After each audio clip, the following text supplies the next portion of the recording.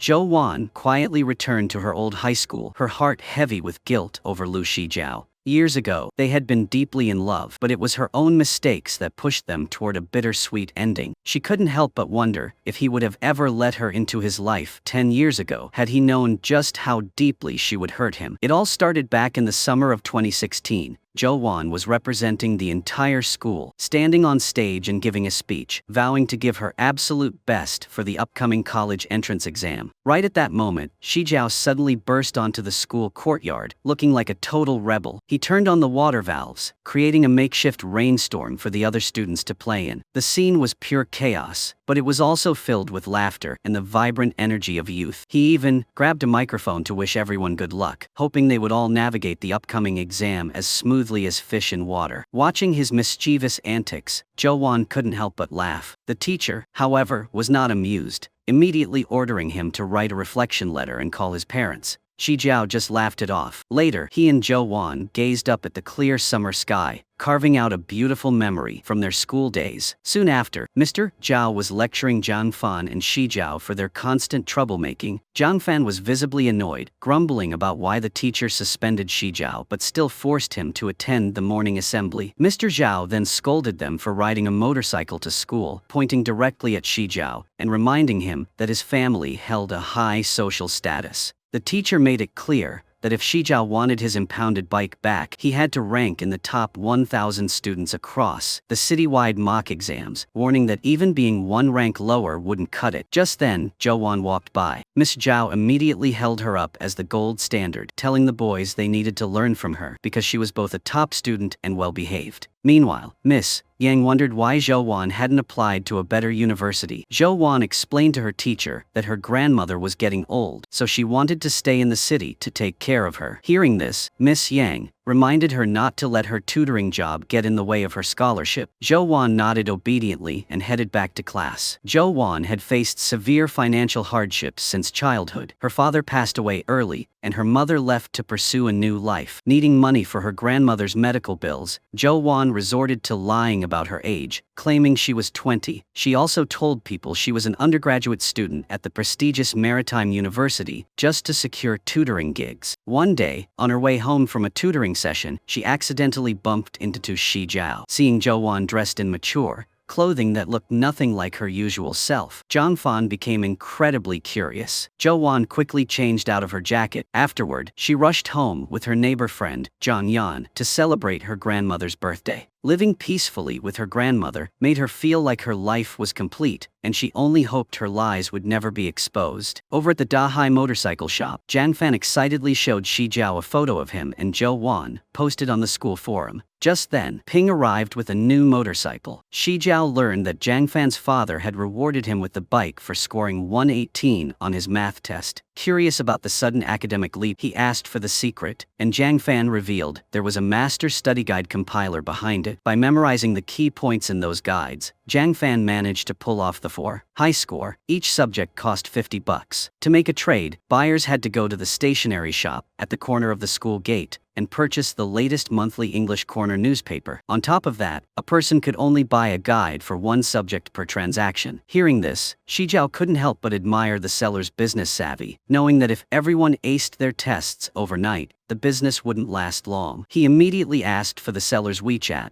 With Zhang Yan setting up another introduction, Zhou Wan managed to land a new tutoring job. She confided in her friend that once she passed the college entrance exam, she could work legally. When that day came, her grandmother wouldn't have to work so hard, and she wouldn't have to keep lying or selling study materials. As it turned out, the mysterious figure selling study guides to struggling students was Zhou Wan all along. Right at that moment, she received a friend request from Xi Jiao. But in Zhou Wan's eyes, Xi Jiao was far too dangerous, so she decided to deny him a trade. Meanwhile, Xi Jiao returned home. He lay on his bed, lost in thought as he stared at a small toy bow he had accidentally picked up when Zhou Wan bumped into him. When he checked his phone, he realized the mysterious seller had rejected his request. The next morning, Xi Jiao followed Zhang Fan to the newspaper stand to track down the secret vendor. Just as they were about to buy their 11th English Corner newspaper, the owner immediately chased them away, repeatedly snapping that they didn't sell anything like that. Checking his phone, Zhang Fan realized the transactions had been completely halted. Xi Jiao instantly figured out that the seller was intentionally targeting him. Staring at the seller's profile picture, Xi Jiao found it incredibly familiar. He quickly tracked down the exact tree featured in the photo. Noting that the picture was taken at night, Xi Jiao deduced that the person was either a genius student with plenty of free time to wander around, or they lived right nearby. Following the clues, he walked into an abandoned room and caught Zhou Wan dozing off. At that moment, he was absolutely certain she was the secret seller. The second Zhou Wan saw Xi Jiao holding her small toy bow-sharing, she tried to grab it back, but he refused to give it up. Using his height to his advantage, he cornered her and teased her about her secret study guide business. He praised her for picking such a hidden spot and making money off her classmates, then asked why she sold to everyone else but rejected him. Zhou Wan bluntly replied that he stood out too much, and trading with him would ruin her business. Xi Jiao quickly pulled a prank. He pretended to throw the small bow away, using the distraction to snatch one of Zhou Wan's notebooks. He then used it to blackmail her into selling him the study materials, threatening to report her if she refused. Zhou Wan wasn't scared at all, confident that without any hard evidence, nobody would believe his word anyway. Right at that moment, a teacher and Zhang Fan approached the room. Instinctively, both of them prepared to hide, but Xi Jiao suddenly kicked a set of desks and chairs over, creating a loud racket to make it seem like the place was haunted. Zhou Wan played along, pulling a rope to tip over an old cabinet. The creepy spectacle terrified the teacher and Zhang Fan so much that they turned around and bolted. Once the coast was clear, Zhou Wan packed up her books and firmly walked away, still refusing to sell anything to Xi Jiao. The next morning in class, Zhou Wan realized her notebook was missing. Just then, Xi Jiao walked past and intentionally made a drawing a bow motion to tease her. Meanwhile, seeing Xi Jiao's mock exam scores suddenly skyrocket, Mr. Zhao began to suspect him of cheating. Right when Zhou Wan came to see Miss Yang, Mr. Zhao questioned Xi Jiao about the rumors of someone selling study guides in the school, adding that someone had actually reported Xi Jiao as the mastermind behind it. Xi Jiao immediately dragged Zhou Wan into the conversation, suggesting that maybe she had bought them too. Mr. Zhao didn't buy it for a second, pointing out that Zhou Wan ranked second in the entire grade and had absolutely no reason to buy study guides from anyone else. Xi Jiao then explained that his sudden improvement was all thanks to a private tutor. Finding the excuse reasonable enough, Mr. Zhao let the matter slide for the time being. Once they left the office, Xi Jiao kept following her around, making Zhou Wan incredibly anxious that her secret would be exposed. In the end, she finally agreed to sell him the materials, but for double the price and strictly as a one-time deal. But as she was heading home, Zhou Wan was cornered by Lu Xi, who demanded she pay her debts. She begged for a few more days, and he agreed, but demanded extra money for the delay. Hearing this, Zhou Wan immediately threatened to report him to his superiors for taking bribes under the table. Lu Xi didn't even flinch. He coldly threw her family situation back in her face, reminding her that her father had abandoned them after a business failure, and her mother had run off with someone else, leaving her and her grandmother entirely on their own. He told her that her smarts wouldn't save her from her reality, and advised her to get the money ready soon. The next morning, Zhou Wan went to school and demanded Xi Jiao return her toy bow keychain. Since he had already secured the study guides, he kept his word and handed it back. After school, Zhou Wan took her grandmother to the hospital for a checkup. Dr. Chen delivered some bad news, stating that her grandmother's condition had worsened and she now required imported medication. Each box cost $1,500, and she needed 2 boxes every month. Despite the crushing financial pressure, she decided to buy the medicine anyway. Leaving the hospital, Zhou Wan wanted to call her mother, but the painful childhood memory of her mother coldly abandoning her washed over her, breaking her heart. Fighting back tears, she dialed the number, but nobody picked up on the other end. Afterward, she went to Xiao Huan's house, but his mother had discovered her lie about her age and decided to terminate the tutoring contract. Having lost a vital source of income, Zhou Wan walked away, tears flowing down her face in absolute despair. Before she realized it, she spotted her mother standing nearby, talking to Xi Jiao. The woman was desperately trying to please him, but Xi Jiao couldn't care less and quickly walked away. The sight threw Zhou Wan into a total panic. She immediately rushed after him to ask about the woman, only breathing a sigh of relief when she confirmed she wasn't Xi Jiao's mother. Then, upon learning that he was planning to move abroad, she asked him to meet her at the abandoned swimming pool on Monday. To Gaith, talk. At that very moment, a plan seemed to spark in Zhou Wan's mind. She was secretly setting up a deception targeted at Xi Jiao. Zhou Wan had no idea that her mother was actually living in Xi Jiao's house. Thinking about the scheme she was about to pull, she could only silently ask her late father if he could ever forgive her for what she was about to do. The next morning at school, Xi Jiao and Jiang Fan arrived looking completely disheveled. The two of them hadn't even buttoned their school uniforms properly and were about to get written up. This time, however, Zhou Wan let them slide. She returned Xi Jiao's name tag and reminded him not to forget their appointment that evening. When night fell, Zhou Wan met Xi Jiao at the abandoned swimming pool. She offered to tutor him to make some money, promising to keep his plans of studying abroad a Gardenies secret in exchange. Unsure if Xi Jiao would agree, she even boldly threatened to expose his secret to the entire school. But the moment the threat left her mouth, she slipped and fell flat on the ground, making Xi Jiao burst into laughter. Later, she snuck into the faculty office to dig through Xi Jiao's files and found Guo Shanling's phone number. Zhou Wan immediately called her mother, but masqueraded as Xi Jiao's English teacher. She claimed that with the college entrance exam just around the corner, she wanted to invite the parent to a meeting to discuss his academic status and future goals. Shanling was hesitant, worried that Xi Jiao wouldn't take it well, noting that kids his age easily rebelled against their families. Zhou Wan reassured her that she had already cleared it with him. Hearing this, Shanling agreed to attend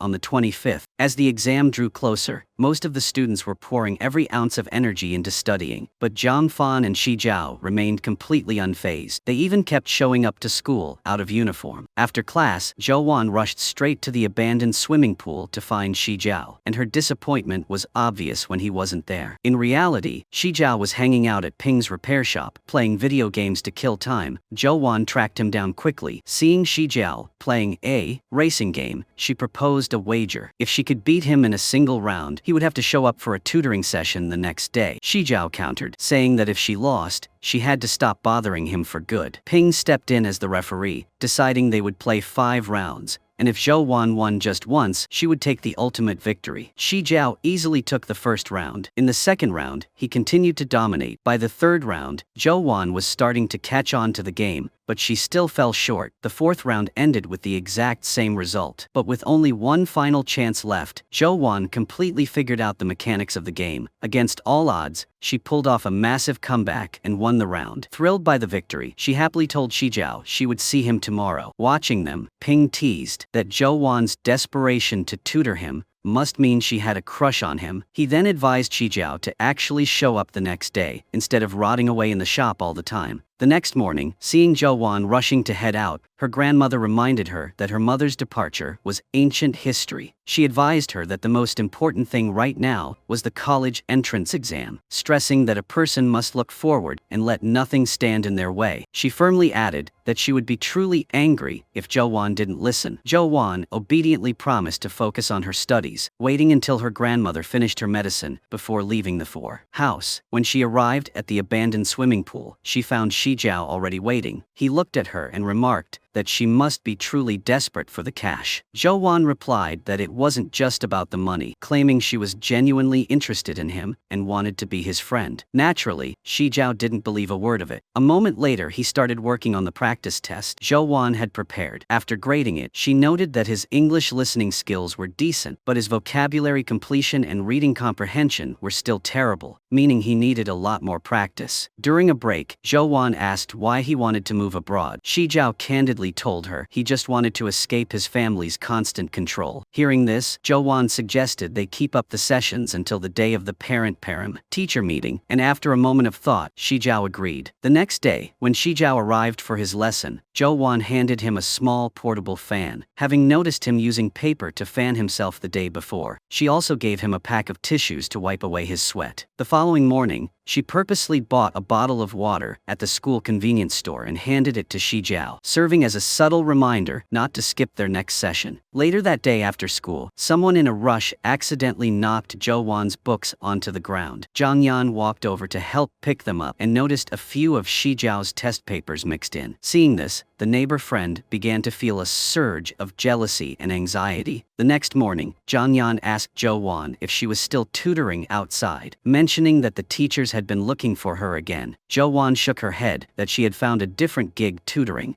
Xi Jiao instead Just then, she spotted Xi Jiao at Ping's repair shop and quickly set up a meeting for that evening. Learning that Zhou Wan had actively sought out to tutor Xi Jiao only fueled Zhang Yan's jealousy even more. That evening, Xi Jiao sat waiting for Zhou Wan at the abandoned swimming pool. To pass the time, he quietly sketched the silhouette of her back in his notebook. The moment he saw Zhou Wan arrive, he quickly hid the drawing, not wanting her to see it. He then purposely hid in a corner to jump out at her, startling Zhou Wan half to death. Zhou Wan apologized for being late and promised to make up for the time the next day. Noticing her backpack was dripping, Xi Jiao asked about it and learned she had bought a few goldfish, but the plastic bag had a leak. She anxiously explained that she had bought them all on a whim, but if they didn't act fast, the fish would suffocate. Hearing this, Xi Jiao quickly cooked up a plan. The two of them immediately snuck into the school laboratory to find a container for the fish, but they were almost caught by the security guard. They hurriedly dove behind a desk to hide. When they accidentally made a noise, they bolted from the room. Reaching the abandoned swimming pool, Zhou Wan nimbly climbed down the window. Xi Jiao, however, was terrified of heights and froze. Seeing this, Zhou Wan encouraged him, promising she would catch him. With the guard's footsteps drawing closer, Xi Jiao bit the bullet and climbed down.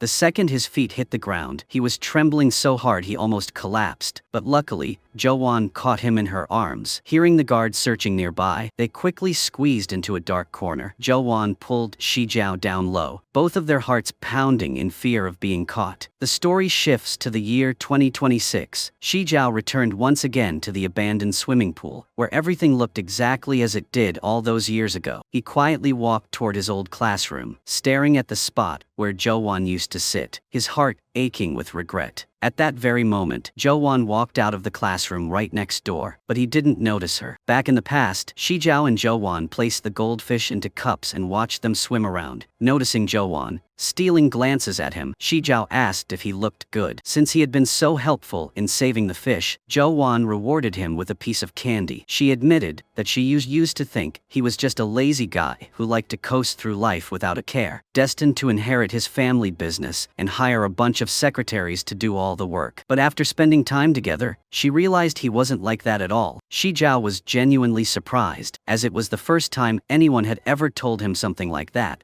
Soon after, Zhou Wan curiously asked how he knew she hung out at the abandoned swimming pool. Xi Jiao explained that her profile picture gave everything away. The tree in her photo was a rare albino tree that barely anyone ever noticed. He figured that if Zhou Wan had spotted it and taken a picture, she must hang out there all the time. Coincidentally, he loved that tree too because it was so unique. Now that two people saw it and loved it, the tree wasn't lonely anymore. Hearing this, Zhou Wan smiled softly, and they quietly admired the canopy together. On her way home, as Zhou Wan sat on the bus, Xi Jiao rode his motorcycle right alongside her. Seeing him, she laughed and gestured for him to ride ahead. Xi Jiao immediately accelerated, leaving Zhou Wan to watch his fading silhouette from the bus window with a warm smile. The next morning, seeing Xi Jiao studying hard, Zhang Fan insisted on dragging him out to play, arguing that once he moved abroad, they wouldn't have many chances to hang out. Xi Jiao immediately warned his friend to shut up about the study abroad plans, as neither his family nor the school knew yet. Just then, Xi Jiao saw Zhou Wan walking by. Overhearing her mention that she wanted to buy some fish but didn't have enough money, he immediately dropped the cash to buy out Uncle Vu's entire stock. Seeing this,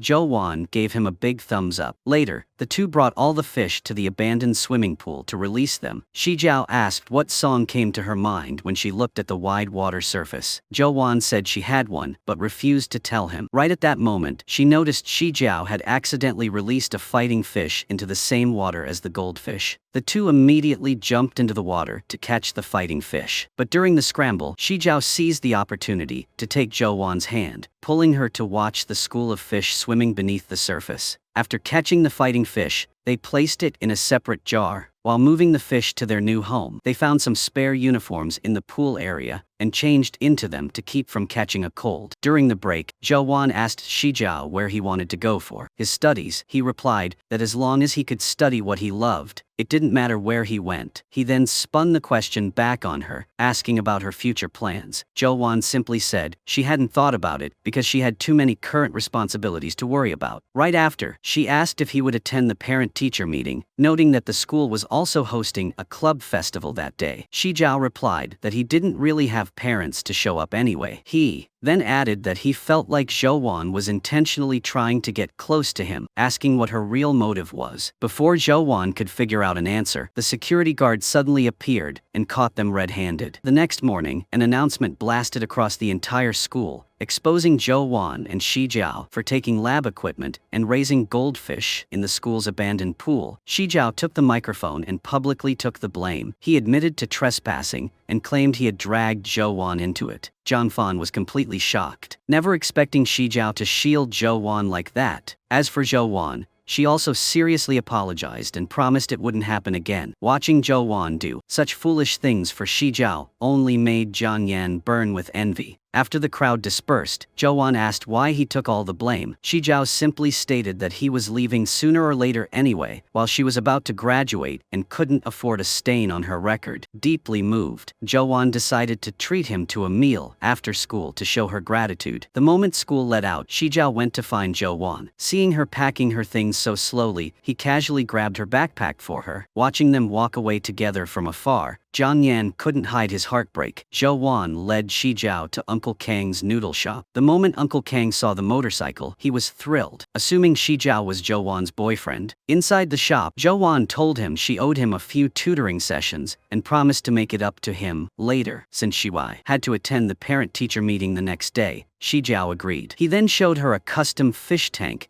he had specifically commissioned. Not long after, Uncle Kong brought out a massive, special bowl of noodles for Xi Jiao. Zhou Wan shared that her grandmother used to work there, though she hadn't been coming in lately. When she got home that night, Zhou Wan was immediately scolded by her grandmother. The older woman lamented that even if Zhou Wan didn't want to apply to Huaqing University, skipping class and getting publicly reprimanded by the school was unacceptable. Zhou Wan argued that she had never wanted to study far from home anyway, so making it into Huaqing didn't matter to her. Hearing this, her grandmother gently reminded her that her destiny was in her own hands, but her biggest wish was simply for her granddaughter to be safe, healthy, and happy. Later, Zhou Wan called Jiang Yan out to meet. She confronted him for snitching to her grandmother. Jiang Yan bluntly admitted he didn't want her getting close to Xi Jiao. Zhou Wan firmly stated that there were some things even friends couldn't help with, and she knew exactly what she was doing. Jiang Yan sadly noted that she'd been growing distant lately, reminding her that she was his only friend. Hearing this, Zhou Wan softened, saying he was her first friend too, so she wouldn't hold a grudge. Besides, she added, it would all be over soon. However, she warned him that if he ever ratted her out again, she wouldn't let it slide. Jiang Yan quickly promised it wouldn't happen again. As for Xi Jiao, the moment he got home, he went to check on his goldfish. Seeing the new tank fully set up, he took a picture, changed his profile photo, and sent it to Zhou Wan. He also sent a voice message asking what time the club festival started the next day. Staring at his message, Zhou Wan realized the arrow had left the bow. There was no turning back. The next day, she snuck into the faculty office again to call Guo Shanling, confirming she was on her way to the school. Right after, Zhou Wan texted Xi Jiao, telling him she would be waiting for him on the courtyard. Once everything was set, Zhou Wan went down to look for him, but he was nowhere to be found. Just then, wishes written on balloons were released, and the entire student body sent them into the sky, hoping their dreams would come true. Zhou Wan began to think Xi Jiao wasn't going to show up, but right at that moment, he suddenly appeared holding a massive bundle of balloons. Xi Jiao walked up to her, his eyes full of tenderness. Together, they released the balloons into the sky, letting their dreams fly with the wind. Xi Jiao actually knew Zhou Wan had an ulterior motive, but he was still willing to help her achieve what she wanted. Spotting Shanling walking toward them, Zhou Wan suddenly threw her arms around Xi Jiao to thank him, leaving him completely stunned. Shanling saw Zhou Wan, but didn't dare acknowledge her own daughter. The moment Xi Jiao saw Shanling,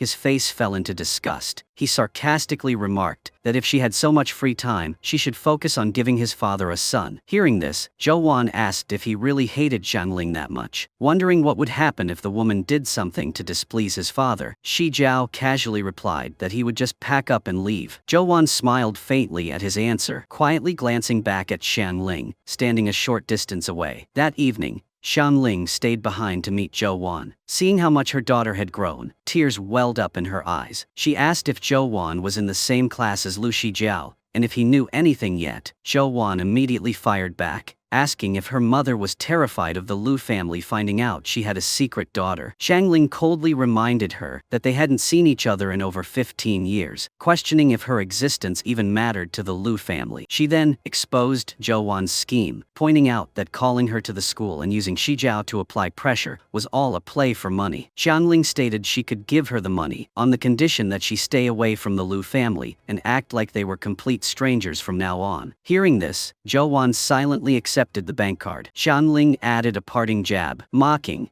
that if an arrogant kid like Lu Xi Jiao found out he was only worth a bit of medical money, it would be quite a show. The words cut Zhou Wan deeply. She gripped the card tightly, her heart drowning in guilt towards Xi Jiao. Meanwhile, Xi Jiao borrowed Ping's workshop to handcraft an arrow-shaped pendant. The next morning, he brought the gift to find Zhou Wan. But before he could show himself, he accidentally overheard her talking to Zhang Yan. Zhou Wan was adamantly telling her neighbor that she and Xi Jiao were not friends, emphasizing that they never were and never would be. The words froze Xi Jiao right in his tracks. In the days that followed, whenever Zhou Wan saw Xi Jiao coming, she would actively avoid him. He was completely lost, having no idea what he had done wrong. Even when he went to the school convenience store to find her, she immediately ran away. Xi Jiao could only sit there, staring at the arrow necklace he had made for her, his heart sinking with disappointment. Seeing his friend moping, Zhang Fan teased that the two of them sure picked a perfect time to start having feelings, right when Xi Jiao passed his language exam and was preparing to move abroad. Although Xi Jiao fiercely denied liking Zhou Wan, Zhang Fan analyzed that if a girl took the time to deny or explain things, it meant she didn't truly want to cut ties. Xi Jiao immediately laid out his situation, explaining that he had done nothing wrong, yet Zhou Wan suddenly denied being friends and was completely ghosting him. Zhang Fan told him that if he wanted answers, he should just ask her directly, arguing that a friendship couldn't be dissolved by just one person. The next morning, Xi Jiao rode his motorcycle to block Zhou Wan's path. In doing so, he accidentally cut off He Wenhui, nearly causing a physical fight before people stepped in to separate them. Right at that moment, the skies opened up. Xi Jiao told Zhou Wan to get on the bike, but she stubbornly refused. Seeing her resistance, he took off his jacket, handed it to her, and rode away. Fighting back tears, Zhou Wan used his jacket to shield herself from the rain and ran to school. Later, she changed into a spare uniform borrowed from Gu Meng and went to see Miss Yang to pick up some study materials. While there, she overheard Mr. Yu telling Mr. Zhao that Lu Xi Jiao had been asking about the paperwork required to study abroad. The teachers were frustrated that he was making such huge life decisions without consulting his family or the school. Seeing this, Zhou Wan immediately stepped in, explaining that she was actually the one looking into studying abroad and had asked Xi Jiao to gather information for her reference. Accepting the explanation, the teachers dropped their suspicions. Standing nearby, Zhang Fan was stunned to see Zhou Wan flat out lie just to bail Xi Jiao out. Meanwhile, when Chen brought some freshly washed clothes into the room, Xi Jiao asked her to throw away the red uniform jacket. Right around that time, Xiangling sent a text confirming that all his study abroad arrangements were finalized. Over at the hospital, Zhou Wan went to pick up her grandmother's medication. The moment she received the bill, she tore it up and threw it into the trash. Her grandmother, however, caught her in the act. The old woman angrily scolded her, insisting she was perfectly healthy and didn't want her granddaughter bearing such a heavy burden. Zhou Wan choked up, crying that she just wanted her grandmother to get well, adding that she couldn't stand seeing her work so hard at her age. She assured her that the money for the medicine was entirely earned by her own hard work. Hearing this, her grandmother broke down and hugged her tightly. Previously, Zhou Wan had confronted Xiangling, revealing that her mother had run off with all the money her father left behind. For 15 years, she hadn't contributed a single dime, and now that her grandmother was severely ill, she desperately needed the funds. Xiangling, however, had coldly dismissed her, claiming her father's assets were pitiful and that Zhou Wan had put him on too high a pedestal. On graduation day for the seniors, Zhou Wan scanned the crowd but couldn't find Xi Jiao anywhere. Meanwhile, the teachers were growing anxious because the speech was about to start and Jian Yan hadn't shown up. Miss Yang and Mr. Yu had no choice but to ask Zhou Wan to take the stage and deliver the speech instead. At that exact moment, Jian Yan had tracked down Xi Jiao, fiercely warning him to stop clinging to Zhou Wan and ruining her life. Xi Jiao coldly shot back, stating he knew what kind of fine person Jiang Yan really was, even if Zhou Wan didn't. Infuriated, Jiang Yan lunged at Xi Jiao, and a brutal fistfight broke out between the two. All over the same girl, Pinning him against the wall, Zhang Yan spat out a taunt about a half-brother and Shan Ling. Hearing that, Xi Jiao completely lost his mind, slamming Zhang Yan into the ground and warning him that if he ever mentioned that again, he would regret it. Back in the auditorium, Zhou Wan stepped up to the podium. By then, Zhang Fan had made it back. Following her deeply emotional speech, the entire student body chanted wishes for a bright future and endless possibilities. Once the ceremony concluded, Zhou Wan discovered that Zhang Yan and Xi Jiao had been in a fight. Xi Jiao threw out one last warning glance and stormed off in anger. Zhou Wan looked at Zhang Yan and told him she wasn't a good person anyway, so he didn't need to protect her, adding that she didn't want anyone interfering with her choices or her life. The final class for the seniors officially came to an end. Gu Meng hugged Zhou Wan, telling her to study hard at home for the upcoming exam, while Zhou Wan reminded her friend to stay off her phone and focus. That night, when Zhang Yan got home, his mother questioned why he was still going to school every day, even though he had already secured early admission. Zhang Yan just told her he had given the student speech that day. His mother told him to get some sleep and stop staying up late. Sitting in front of the mirror, Zhang Yan stared at his bruised face, Zhou Wan's harsh words echoing in his mind, leaving him feeling utterly empty and dejected. Elsewhere, Zhang Fan told Xi Jiao that Zhou Wan was incredibly loyal, pointing out that even though they were no longer speaking, she still lied to the teachers to protect his study abroad secret. Hearing this, Xi Jiao bolted to his feet and sprinted out to find her. Coincidentally, Zhou Wan had also gone to the abandoned swimming pool alone, hoping to see him. He ran all the way there, frantically searching the area, but she was already gone. Missing each other by just a single step, Xi Jiao stood in the middle of the empty pool, completely heartbroken, while Zhou Wan walked home alone, her heart filled with regret. The timeline jumps back to 2026. Spotting an adorable little dog, Zhou Wan knelt down to pet it. Right at that moment, Xi Jiao locked eyes with her. Looking at the girl he had pinned for all these years, his eyes instantly welled with tears as a tidal wave of locked-away emotions rushed back. After a few seconds of stunned silence, he finally spoke up to greet her. The next morning, Xi Jiao handed his motorcycle keys to Zhang Fan, asking him to deliver the fish tank and the fish to Zhou Wan whenever he had some free time. That evening, Gu Meng met up with Zhou Wan, mentioning that Zhang Fan wanted to meet because he had something to give her. Zhou Wan agreed, as she also had an item she wanted Zhang Fan to pass along to Xi Jiao. The next morning, Xi Jiao noticed the fish tank was still sitting in his house and called Zhang Fan, only to find out that Zhang Fan had mistakenly assumed Zhou Wan would come pick it up herself. Following the address Zhang Fan sent, Zhou Wan arrived at the house, completely shocked to find it was Xi Jiao's place. She handed back his old jacket and thanked him. Xi Jiao simply stated that since she had hidden his study abroad plans from Mr. Yu, they were officially even. Just then, Zhang Fan burst in, looking at the two of them and demanding they finally figure out who owned the massive fish tank. Zhou Wan argued that the tank was too big and her place had no room for it. Zhang Fan groaned, asking if they expected him to haul it onto an airplane. In the end, Zhou Wan and Xi Jiao agreed to just move the tank to Zhang Fan's house instead. Before Zhang Fan could even protest, the two walked right out on him. Meanwhile, the first day of the 2016 National College Entrance Exam officially kicked off, which was the exact same day Xi Jiao was packing his bags at the airport to move abroad. Lu Zhongyu had found out that Xi Jiao skipped the exam to flee the country, so he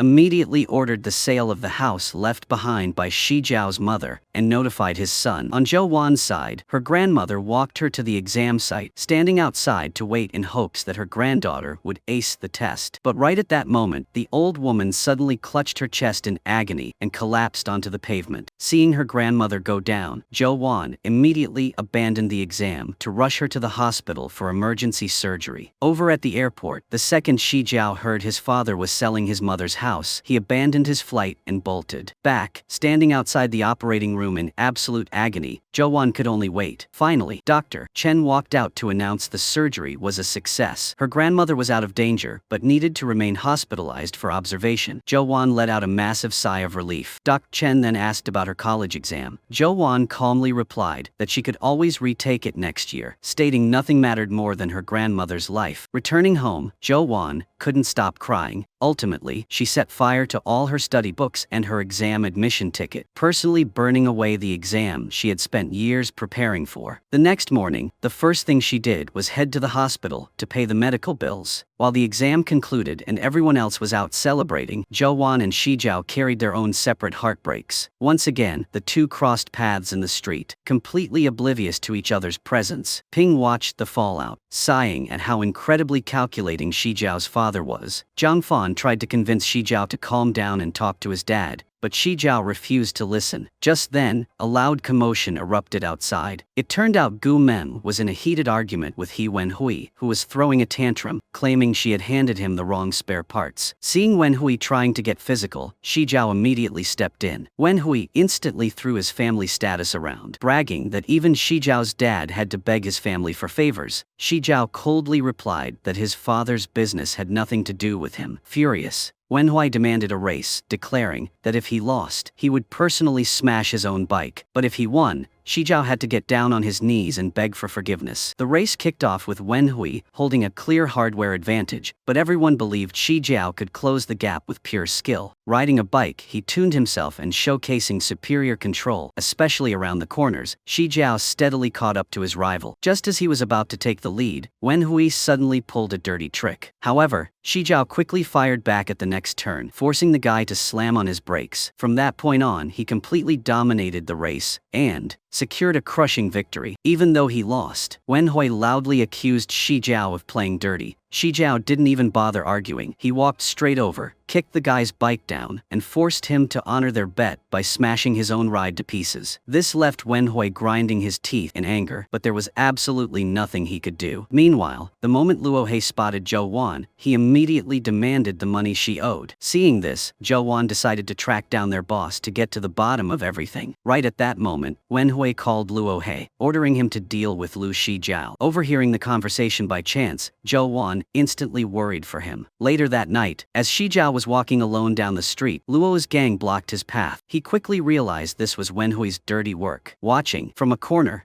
Zhou Wan held a brick in her hand, ready to rush in and help if necessary. But after a moment of hesitation, she put the brick down and hurried off somewhere else. Even though he was outnumbered, Xi Jiao was no easy target. Fighting barehanded, he fiercely fought back against the group. However, just as he dropped his guard, Luo He suddenly struck him hard on the head with a club, kicking him to the ground. After calling the police, Zhou Wan bumped into Gu Meng. She immediately borrowed her friend's electric scooter and sped straight down the slope toward the gang. The sudden appearance of the scooter forced Luo He's crew to frantically dodge out of the way. Seizing the opportunity, Xi Jiao quickly hopped onto the back, and he and Zhou Wan made their escape. The moment the police arrived, Luo He's gang scattered in a panic. Taking Xi Jiao to a safe place, Zhou Wan carefully disinfected his wounds and advised him to get checked out at the hospital. She then gently picked some stray cotton strands out of his hair. When Xi Jiao tried to leave, Zhou Wan told him to finish his bowl of noodles first. As they ate, she curiously asked why he got into a fight. Xi Jiao simply said, "The other guys started it." But what really confused him was why she was the first one to seek him out for tutoring, yet also the one who constantly avoided him later. Zhou Wan just replied that not everyone gets to live life the way they want. She added that today was just her being nosy, asking him not to mind it too much. Hearing this, Xi Jiao suddenly grabbed her hand. He asked her to view their accidental encounters as the hand of fate. Those words made Zhou Wan's heart race so wildly that she had no idea how to respond. The next morning, Zhou Wan returned the electric scooter to Gu Meng, but the second she saw Xi Jiao from afar, she turned around and ran, leaving him to sigh in defeat. Soon after, Xi Jiao and Zhang Fan finally learned why Zhou Wan couldn't take the college exam. Her grandmother was hospitalized, and the medical bills were cripplingly expensive, leaving her struggling to stay afloat. But when Zhou Wan went to pick her grandmother up from the hospital, she discovered that Xi Jiao had secretly paid the entire bill. She immediately tracked him down, telling him that while the money might be a small amount to him, she was perfectly capable of earning it herself. She also told him she had transferred the money back via WeChat and insisted he accept it. Xi Jiao quickly explained that he wasn't helping out of pity, but as a friend wanting to help another friend. Hearing this, Zhou Wan was left speechless. A moment later, seeing Xi Jiao buying ice cream, she quickly rushed to pay for it, instead making him burst into laughter. Not long after, Zhou Wan found a part-time job at a claw machine arcade. Xi Jiao went there to find her, personally catching a stuffed bear and giving it to her. Taking the chance, he also handed her the arrow-shaped necklace he had carefully crafted earlier. Seeing Zhou Wan's bright smile, which was just as adorable as the stuffed bear in her arms, Xi Jiao couldn't help but smile too. Just then, checking the security cameras on his phone, he noticed someone walking into his house. Xi Jiao immediately took Zhou Wan and headed back. Upon arriving, he saw Xianling showing his mother's house to a potential buyer, and he instantly boiled with rage, ready to storm inside. Luckily, Zhou Wan stopped him in time, suggesting they sneak in through another entrance. After quietly observing the situation inside, the two quickly hatched a plan to sabotage the sale. As Xianling led Mr. Li around the house, Zhou Wan and Xi Jiao split up and sprang into action. After sneaking upstairs, Zhou Wan realized Xi Jiao had cut the power, sparking an idea. She deliberately strummed a guitar to create eerie sounds,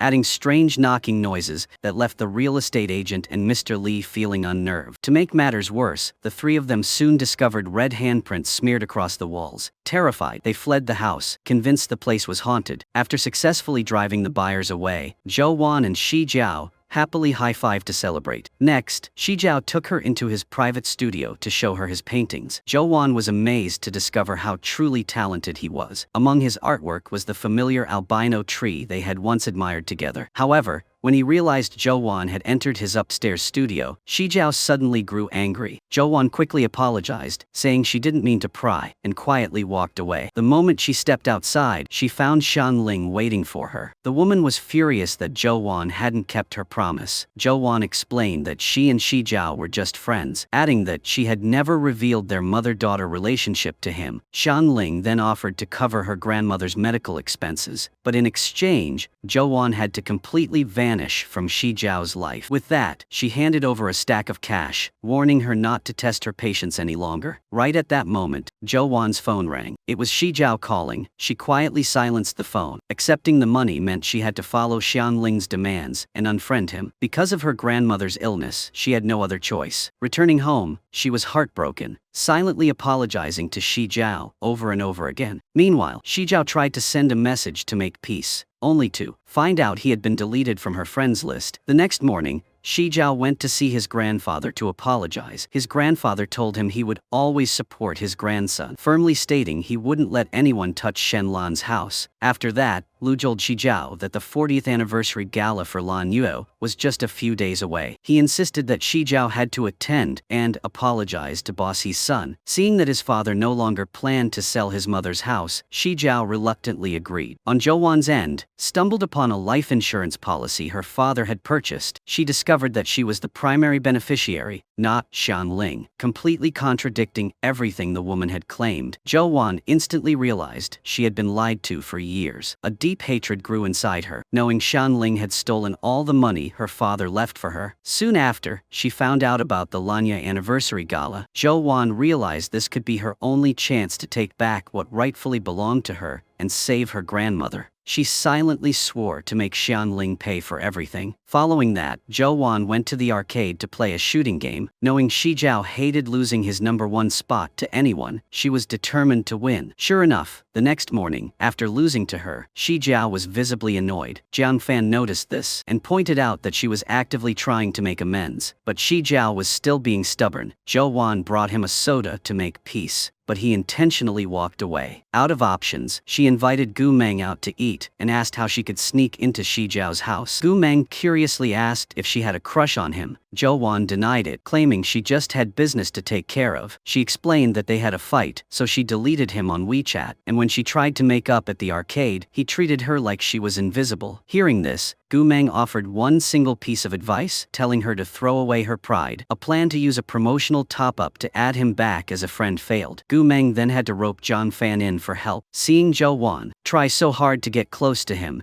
made Xi Jiao secretly thrilled, but he kept up his cold act on the outside. A third plan was put into motion, with Zhou Wan pretending to be exhausted from constant overtime, but Xi Jiao still acted like he didn't care. By the next morning, even Jiang Fan couldn't take it anymore. He bluntly pointed out that Xi Jiao clearly wanted to see Zhou Wan, which was why he hung around the arcade every single day. Called out on his bluff, Xi Jiao didn't know how to fire back. Meanwhile, at the hospital, Zhou Wan was listening to music with her grandmother when Zhang Yan came to visit. He brought her college admission brochures from schools around Pingchuan. Zhou Wan thanked him, then remembered his birthday was in 2 days, asking how he planned to celebrate. Zhang Yan simply said it would be just like every other year. That night, Xi Jiao returned to the arcade but couldn't find Zhou Wan. The staff told him she wasn't there. Finally losing his patience, he immediately called her. At that moment, Zhou Wan and Gu Meng were hanging out listening to music. Seeing her phone ring, both girls cheered because the plan had finally worked. Zhou Wan rushed to the arcade to meet him. When she saw Xi Jiao initiate the conversation, she beamed with joy, having genuinely thought he never wanted to speak to her again. Xi Jiao admitted he was partly at fault that day, but said her unfriending him was really confusing. He felt their relationship wasn't bad enough to cut ties completely, so he wanted her to add him back. Hearing those words, Zhou Wan couldn't hide her smile. Seeing her smile, Xi Jiao naturally smiled back. After that, they played the shooting game together. This time, Xi Jiao finally beat her. Looking incredibly smug about it, Zhou Wan then pointed out that she just acted as his meat shield, so he at least owed her a thank you. Xi Jiao asked how she wanted to be thanked. Seizing the opportunity, Zhou Wan brought up the Lu family gala and the guest band, asking if she could go watch the performance live. Xi Jiao agreed without hesitation and told her to make sure she arrived early. Zhou Wan thanked him, silently hoping he wouldn't hate her for what was about to happen. On Zhang Yan's birthday, his mother reminded him that people used to look down on them, so tonight he needed to hold his head high. When Lu Zhongyue saw Zhang Yan, he immediately gifted his son an engraved fountain pen. It was then revealed that Zhang Yan and Xi Jiao were actually half-brothers. Seeing his son wearing old clothes, Zhang Yue told his assistant to take Zhang Yan out to buy some designer outfits, but Zhang Yan coldly refused, stating that they weren't family now and never would be. He was proud of the mother who raised him. He also declared he wouldn't accept any more funding or allowance from the Lu family. Hearing this, Zhang Yue coldly replied that if his son wanted an attitude, he had one too. With that, he declared the dinner over and stormed out. Meanwhile, Xi Jiao went alone to a women's clothing boutique to pick out an evening gown for Zhou Wan. As for Zhou Wan, she was preparing a birthday cake to celebrate with Zhang Yan. As a thank you for the gift, Zhang Yan gave her 2 art exhibition tickets. Zhou Wan noticed the date clashed with the Lu family gala, but accepted them anyway, thinking she could just leave the party early. The next morning, Zhou Wan stood in front of her mirror, quietly looking at the necklace Xi Jiao had given her. After a moment of hesitation, she took it off, then looked at her father's photo, her mind heavy with conflicting thoughts. At the gala, Xi Jiao had been waiting outside early, worried she wouldn't be able to find him. Zhou Wan was nervous because she was dressed far too casually, but Xi Jiao kept praising how beautiful she looked. Just then, Wen Hui intentionally walked by and splashed wine on her. Xi Jiao was so furious he wanted to rip the guy apart, but Zhou Wan quickly held him back, repeatedly begging him to calm down. Afterward, Xi Jiao took her to a private room, where he had already prepared a stunning dress for her. Zhou Wan curiously asked if his house usually had girls coming over. Xi Jiao replied that his house did have plenty of girls, but they were all maids or fashion designers. Soon after, a makeup and styling team arrived, making Zhou Wan look incredibly gorgeous and far more confident. While Xi Jiao paced nervously outside, constantly trying to peek in to see if she was ready, Sister Chen called him away. He stood in a corner looking annoyed, having zero interest in talking to anyone, because he only wanted to see Zhou Wan. Right at that moment, his aunt Kailan returned from abroad. She expressed her frustration that all her hard work setting up his study abroad plans had ultimately gone to waste. Not long after, Zhong Yue called Xi Jiao over, demanding he apologize to He Wenhui. Xi Jiao gave a fake apology, dripping with heavy sarcasm. He said he was wrong for blocking Wenhui from running a red light to stop him from causing a crash. He was wrong for agreeing to a race that made the guy lose, and wrong for only smashing his bike instead of marching to his house to demand compensation. He then warned Wenhui to cut the act, pointing out that their feud was nothing but an excuse for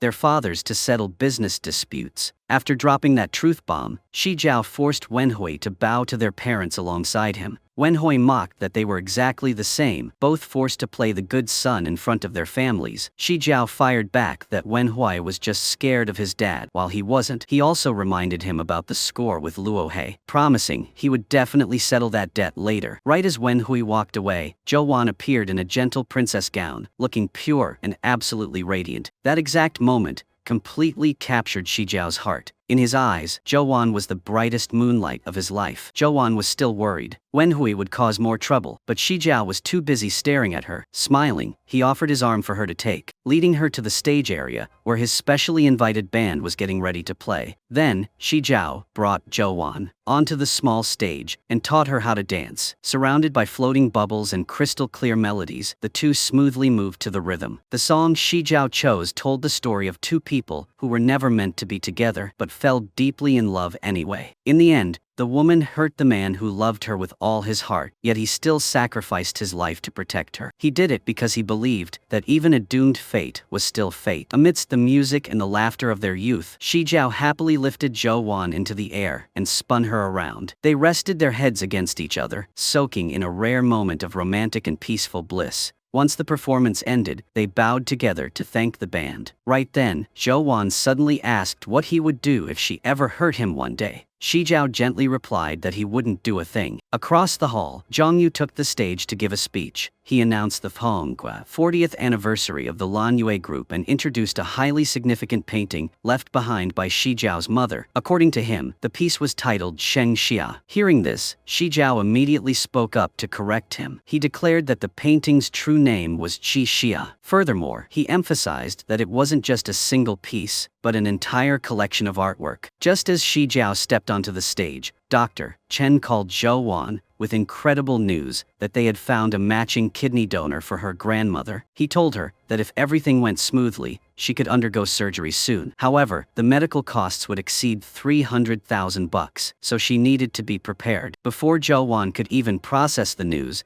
two bodyguards suddenly approached her on Shanling's orders. Their sole mission was to immediately kick Zhou Wan out of the party. Seeing this, Zhou Wan rushed straight onto the stage and publicly announced that she was Shanling's daughter. The confession left all the guests in total shock. Whispers instantly filled the room. While Xi Jiao stood completely frozen in place, Zhou Wan shared that her father had passed away when she was young. Growing up, she never felt a mother's love, and her family struggled deeply. Down in the crowd, Xianling stood trembling in fear, but she slowly let out a sigh of relief, as Zhou Wan claimed that it was her mother who had secretly funded her education. Acting even more noble than a real mother, Xianling quickly rushed on stage to embrace Zhou Wan. Seizing the moment, Zhou Wan whispered in her ear, reminding her that her father's insurance money rightfully belonged to her. She added that her grandmother currently needed 300,000 bucks for surgery. Stepping back, she continued to loudly praise Xianling as a kind, moral person who was always willing to help others. She concluded that this was the very reason she found the courage to stand before everyone today. Xi Jiao stood quietly, his mind in total chaos. He didn't know if Zhou Wan was using him or if she was hiding a much darker secret behind all of this. Xianling took the chance to express her wishes for Zhou Wan to have a beautiful life. Zhang Yue, fully convinced of his wife's virtue, clapped proudly. Meanwhile, the art museum had closed long ago, but Zhang Yan was still waiting outside with the two tickets. When she didn't show up, he checked the hospital, but she wasn't there either. It wasn't until he spotted the invitation card that he realized Zhou Wan had gone to the Lanyu Gala. Back at the party, Xi Jiao could no longer contain his anger. He dragged Zhou Wan to a secluded spot, his eyes red from the betrayal. He accused her of intentionally getting close to him just to reach Xianling, making him trust her and making him believe there was still some good left in the world. What hurt him the most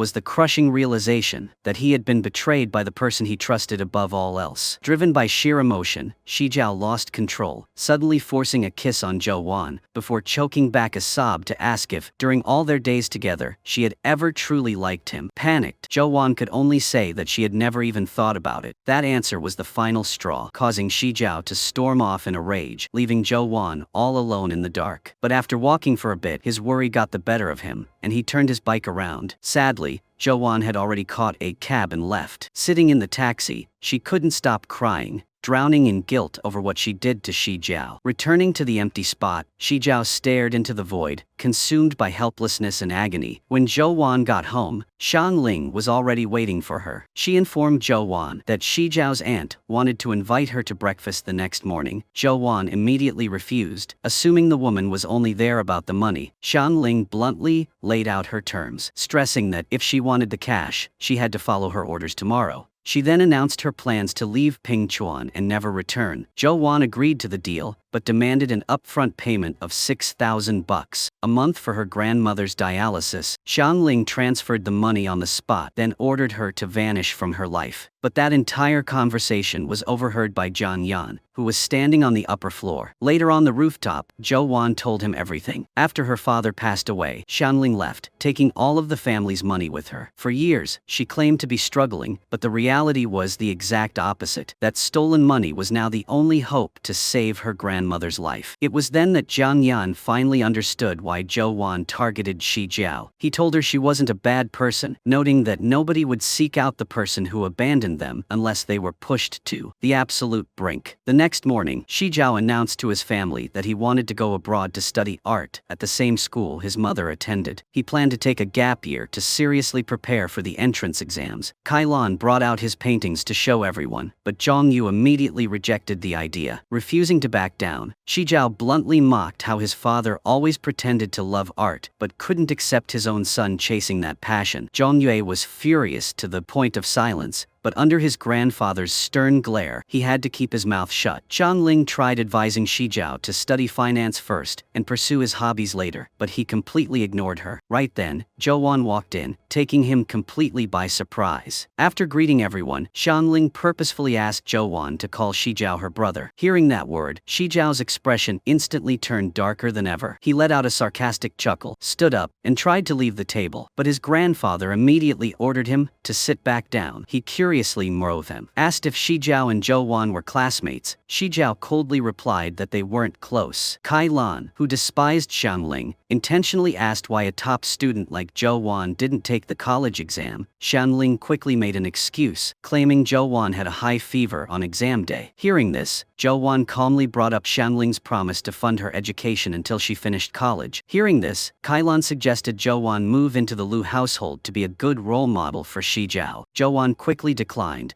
and Xiangling looked visibly panicked. In contrast, Xi Jiao actually supported the idea, saying he could learn a lot from her. Kai Lan immediately ordered Sister Chen to clean up Xi Jiao's old childhood room for Zhou Wan. Afterward, the grandfather agreed to let Xi Jiao stay in the country for another year to prep for his future. Zhang Yue warned him that if he caused any more trouble, he would be shipped abroad to study finance without question. Xi Jiao quietly agreed. Later at the arcade, seeing Xi Jiao spacing out, Zhang Fan teased him, saying he must be thrilled to be living with Zhou Wan. Xi Jiao shot back, asking how he would feel if Gu Meng suddenly became his sister. Zhang Fan laughed, saying as long as they got along it was fine, because his relationship with Gu Meng was completely different from Xi Jiao's situation with Zhou Wan. On the flip side, Gu Meng was curious about why Zhou Wan and Xi Jiao were WeChat friends again. She was confused as to why they were still giving each other the cold shoulder, even after she went to his house. Zhou Wan just sighed, saying it was way too complicated. She confessed that her former sponsor was about to become Xi Jiao's stepmother, and he absolutely despised the woman. After packing her bags, Zhou Wan got in a car and headed to the Lu estate. The second he saw her car leave, Xi Jiao hopped on his motorcycle and tailed her. Meanwhile, Zhong Ye was warning Xianling that their wedding plans had to be put on hold. He demanded she figure out her place in the family and keep her daughter in check to avoid any more drama. When Zhou Wan arrived, Sister Chen showed her to Xi Jiao's old room and told her to ask if she needed anything. Looking at the childish scribbles left on the walls from Xi Jiao's youth, Zhou Wan couldn't help but laugh. Later, as she was getting ready to shower, Zhou Wan walked into the bathroom only to bump into Xi Jiao, who was already in there. She instantly blushed and turned away. Xi Jiao smiled, asking why she moved in without even saying hello. Zhou Wan honestly admitted she thought he didn't want to see her. Hearing this, Xi Jiao stepped closer, pinning her against the wall, and asked if she wanted to see him. Zhou Wan softly replied that she truly never wanted to make him sad. Just as footsteps approached, Xi Jiao finally backed away. Not long after, Xianling tracked Zhou Wan down, asking if she thought pulling a stunt like this would actually threaten her. Zhou Wan calmly noted that it had been a very long time since mother and daughter lived under the same roof, so perhaps she just felt a bit unfamiliar with her own child. Following that, Xianling went to the hospital to visit Zhou Wan's grandmother. The old woman instantly knew this woman hadn't shown up out of the kindness of her heart. Out in the hallway, Xianling handed Zhou Wan 150,000 bucks, telling her that if she wanted the rest of the money, she had to get Xi Jiao out of the country as fast as possible. She added that doing so would secure her place in the Lu family. Zhou Wan flatly refused the terms, arguing that she owed her that money a long time ago. Xiangling coldly pointed out that Zhou Wan didn't dare expose her because she was terrified of hurting Xi Jiao. Furthermore, if Xiangling got kicked out of the Lu family, there would be no money left to give her anyway. Desperate to save her grandmother, Zhou Wan had no choice but to figure out a way to make Xi Jiao leave. That evening at the arcade, Zhang Fan ran into Zhou Wan while she was working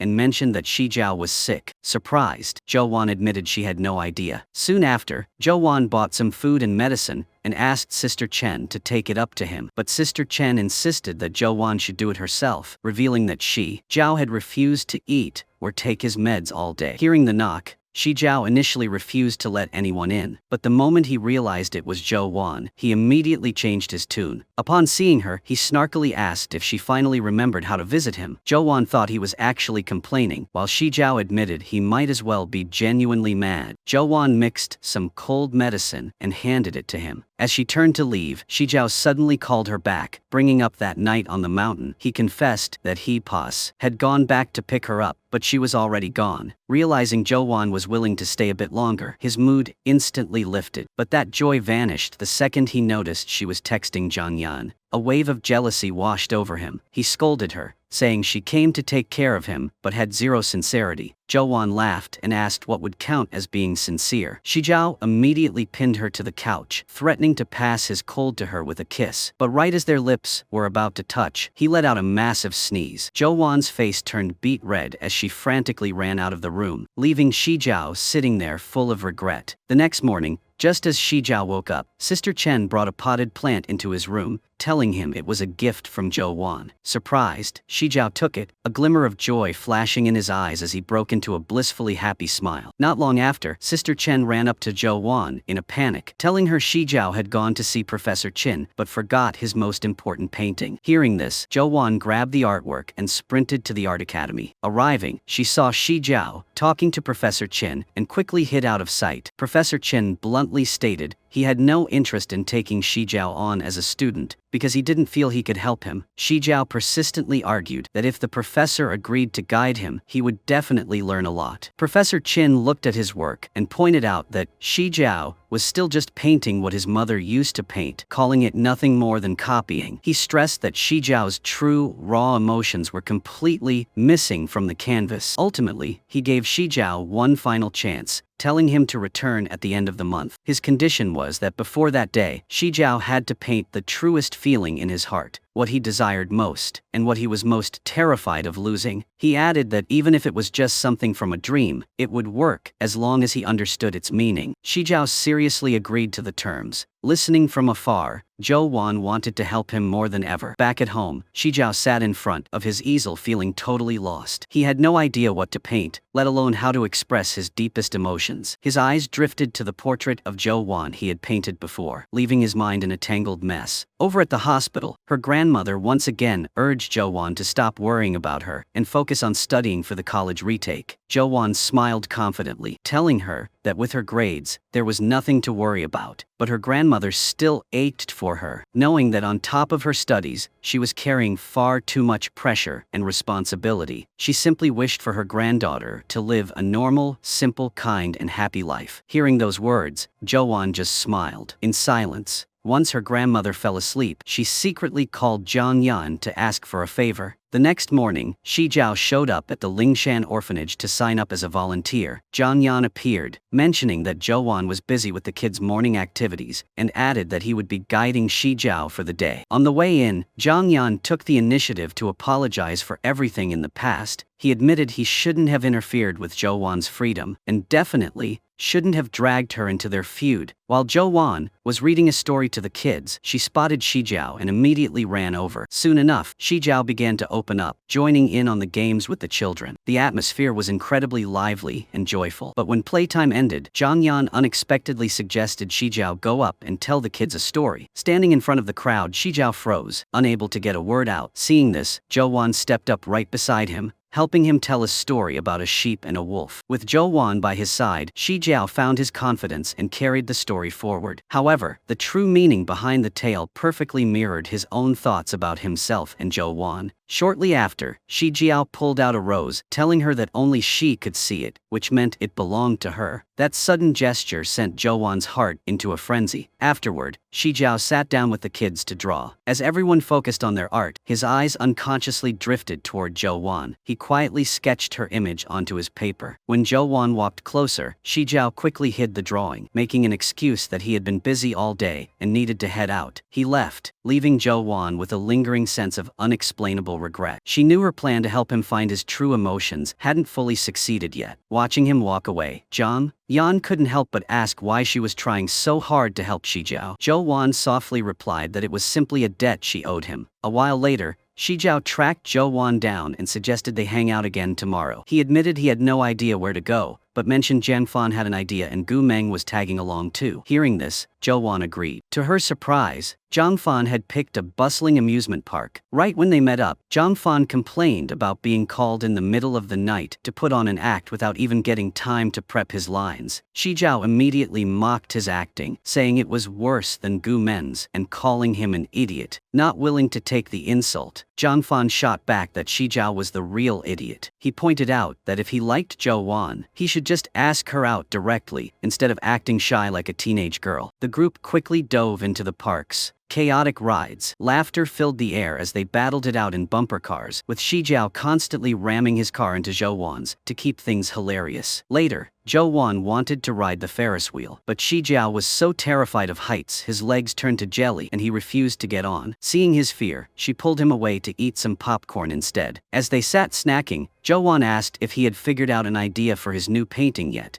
Instead of answering, he pointed his brick camera at her, seizing the moment to ask why she was trying so hard to help him, demanding an honest answer. Zhou Wan sincerely replied that she just wanted him to do what he loved, adding that she didn't want to owe him too much. Even though she didn't know if her methods were right, she truly wanted to help. Realizing she was speaking straight from the heart, Xi Jiao immediately went and bought her a bouquet of flowers. That night, rewatching the footage of Zhou Wan, Xi Jiao couldn't stop smiling. His heart fluttered with a happiness he couldn't even put a name to. Soon after, he stayed up all night painting her portrait. Just as the piece was almost finished, Zhou Wan suddenly walked into the room. Startling him, Xi Jiao immediately blocked the door, absolutely refusing to let her inside. Terrified his secret crush would be exposed, Zhou Wan just told him to check his texts from Jian Fan. After reading the message, Xi Jiao realized Jian Fan had an emergency and was begging him to hurry over. As Zhou Wan walked away, he finally let out a massive sigh of relief. It turned out, Jian Fan wanted Xi Jiao to film a birthday video for Gu Meng, but he kept stuttering and couldn't get his words out. Seeing this, Xi Jiao turned the camera toward Zhou Wan instead. She laughed, teasing Jian Fan for usually being such a chatterbox, but failing to say a few simple sentences. It was then that everyone realized Jian Fan had harbored a crush on Gu Meng for a long time. Xi Jiao laughed, calling him an idiot, and asked when he first realized his feelings. Jian Fan shyly admitted it started during their trip to the amusement park. He explained that because he was afraid of heights, some people were making fun of him, and Gu Meng had stepped up and yelled at them to defend him. Xi Jiao just laughed because he had noticed it ages ago. Jian Fan then begged them for help in pursuing her. Following the plan, Zhou Wan invited Gu Meng to a bakery and smoothly asked if she had ever liked anyone. Gu Meng laughed, noting that the person asking that question usually already had someone in their heart, and even guessed that Zhou Wan's crush was Xi Jiao. Zhou Wan immediately denied it and threw the question back at her. Gu Meng said figuring out who you like is simple, noting that when you open your eyes, the first person that pops into your head is the one. She added that your body will also unconsciously want to be close to them. Zhou Wan let out a soft sigh, mentioning that after this summer, she and that person might never see each other again. Gu Meng argued that nobody can predict the future, stressing that the most important thing is to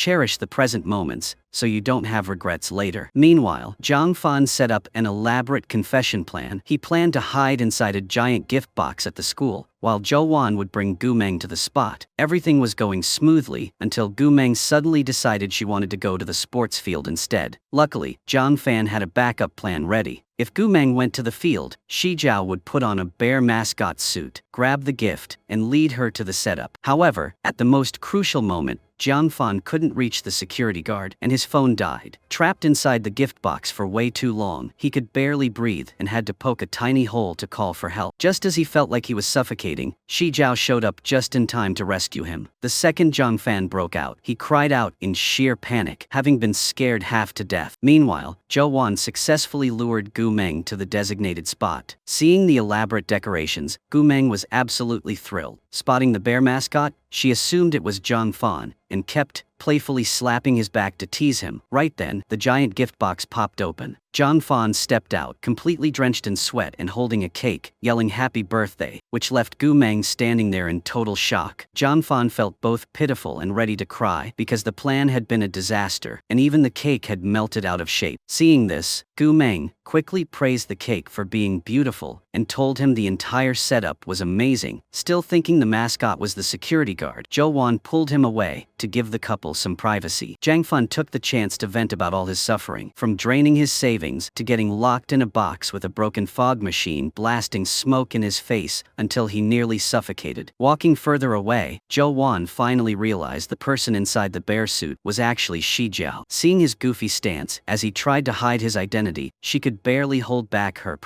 laughter and dragged him off to buy some water. Back with Jiang Fan, after pouring out his heart, he finally mustered the courage to confess his feelings and asked Gu Meng to be his girlfriend. But Gu Meng turned him down. She pointed out that he had spent way too much money on this confession, asking how he would ever afford to support her in the future. On top of that, their future plans would likely force them into a long-distance relationship. Hearing all of this left Jiang Fan incredibly sad and disappointed. Seeing Xi Jiao awkwardly fumbling around in the bear suit, Zhou Wan couldn't hold back her laughter. She then texted him to ask where he was. Xi Jiao struggled intensely before finally managing to type a reply, which only made Zhou Wan laugh harder. Tired of waiting, she walked right up, pulled the bear head off, and teased him for acting tough earlier and claiming he wouldn't come. Xi Jiao instantly blamed everything on Jiang Fan, making excuses that he only showed up because the guy wouldn't stop begging. He then demanded Zhou Wan take responsibility for ruining his flawless track record. Zhou Wan just laughed and told him to head back first, and they would figure it out later. Soon after, Xi Jiao hopped on the back of Zhou Wan's electric scooter for the ride home. She kept telling him to hold on tight so he wouldn't fall. But Xi Jiao casually pulled out his phone to record a video. Looking at the funny antenna attached to her helmet, he couldn't help but crack a smile. However, since he was riding on the back without a helmet, the traffic cops quickly blew their whistles and pulled them over. Faced with the police officer's lecture, Zhou Wan and Xi Jiao could only bow their heads in apology, promising it wouldn't happen again. The next morning,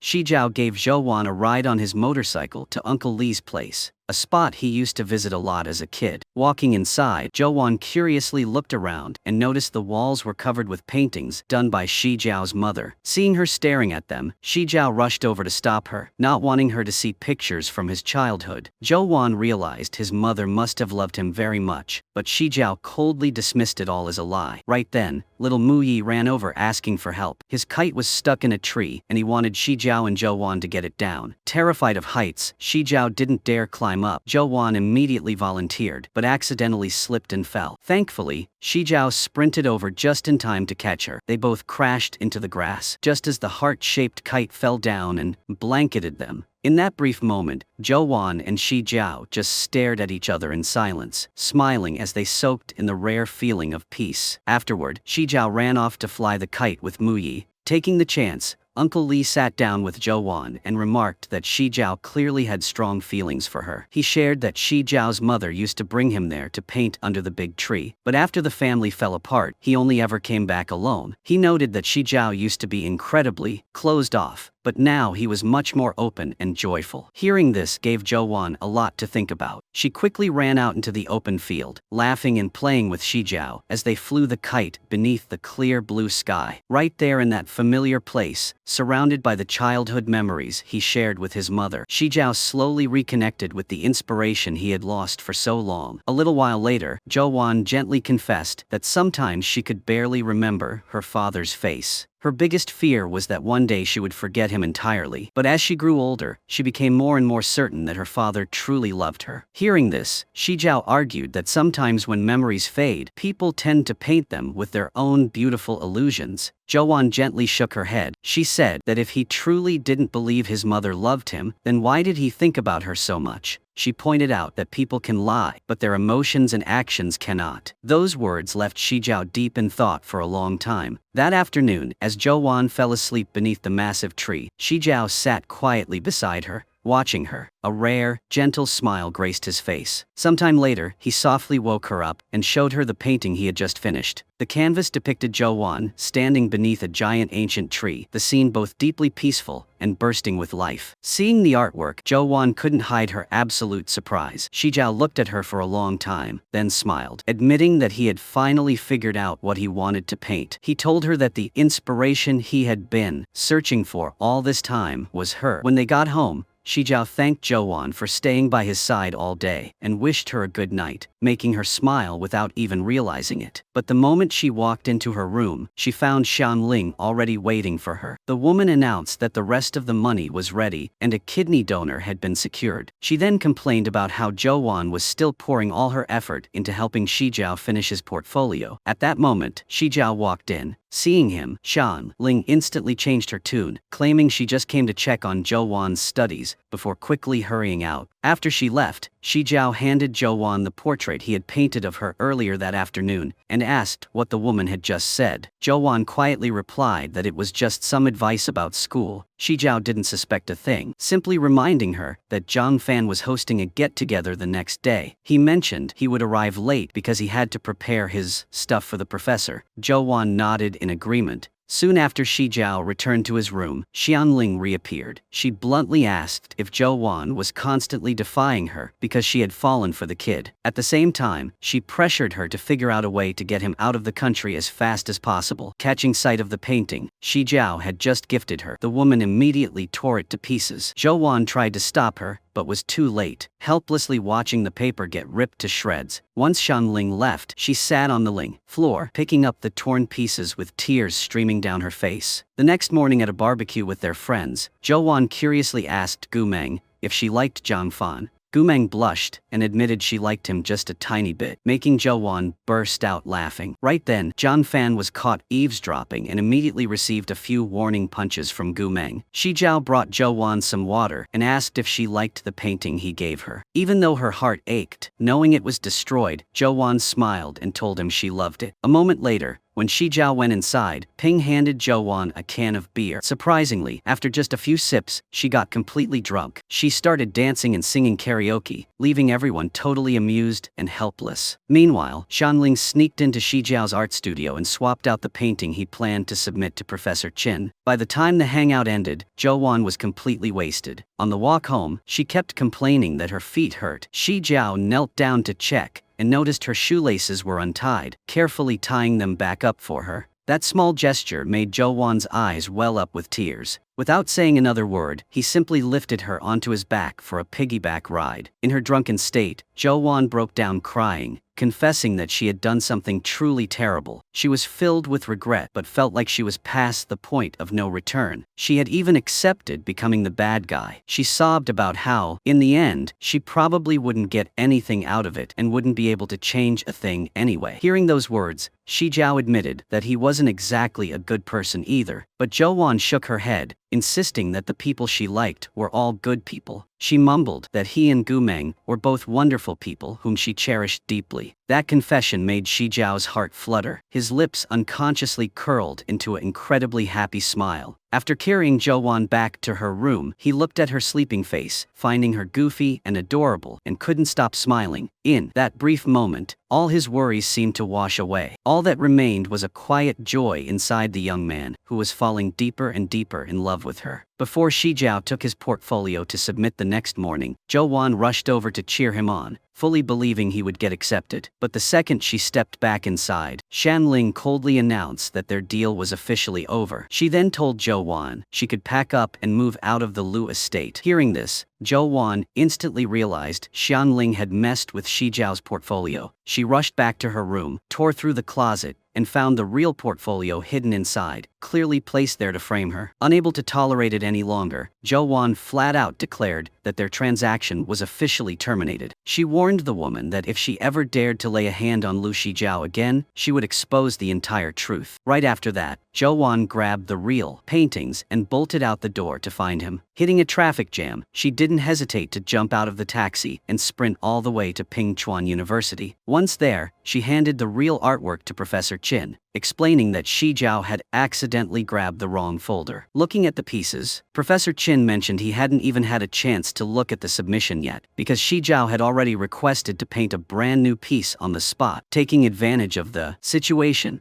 Zhou Wan quietly hid the fake portfolio and made an excuse to leave. Examining the new painting, Professor Qin noted that the brushstrokes were a bit rushed, but figured the tight time limit kept Xi Jiao from showing his full potential. Through the professor, Xi Jiao found out that Zhou Wan had brought his real artwork to save him. He immediately headed home to find her, only to discover the painting he had given her torn to pieces. While drowning in sadness and confusion, he overheard Kai Lan drop a massive bombshell that Xianling had been married before and had a daughter named Zhou Wan. The news left Xi Jiao completely stunned. Kai Lan assumed the mother and daughter had schemed their way into the Lu family from the start, but Xi Jiao still refused to believe Zhou Wan was that kind of person. What really messed with his head was that if everything was just a lie, why did she risk everything today to run his real portfolio to the school? Meanwhile, at the hospital, Dr. Chen announced that he had scheduled the surgery for Zhou Wan's grandmother. However, he stated that the family needed to pay an upfront medical fee. Left with no other options, Zhou Wan went to Uncle Fang to borrow the money. When he learned the surgery was for Huang Sheifen, the woman who had helped him out with Emil years ago, Uncle Fang immediately agreed to lend her 200,000 bucks. Cash in hand, Zhou Wan quietly packed her bags and left the Lu estate. Her biggest worry wasn't figuring out where to go next, but the fear that Xi Jiao would misunderstand and think she was the one who destroyed his painting. But right as she was about to leave, Xi Jiao blocked her path. He demanded she explain everything, wanting to know if she just didn't want to be his sister, or if she was simply tired of trying to please him. He promised not to hold it against her if she just told the truth. But Zhou Wan stayed completely silent, then coldly turned her back and walked away, leaving Xi Jiao standing there brokenhearted and deeply disappointed. Sometime later, while Zhou Wan was working at the arcade, she spotted Xi Jiao walking in, immediately tried to hide. However, the moment she stepped outside,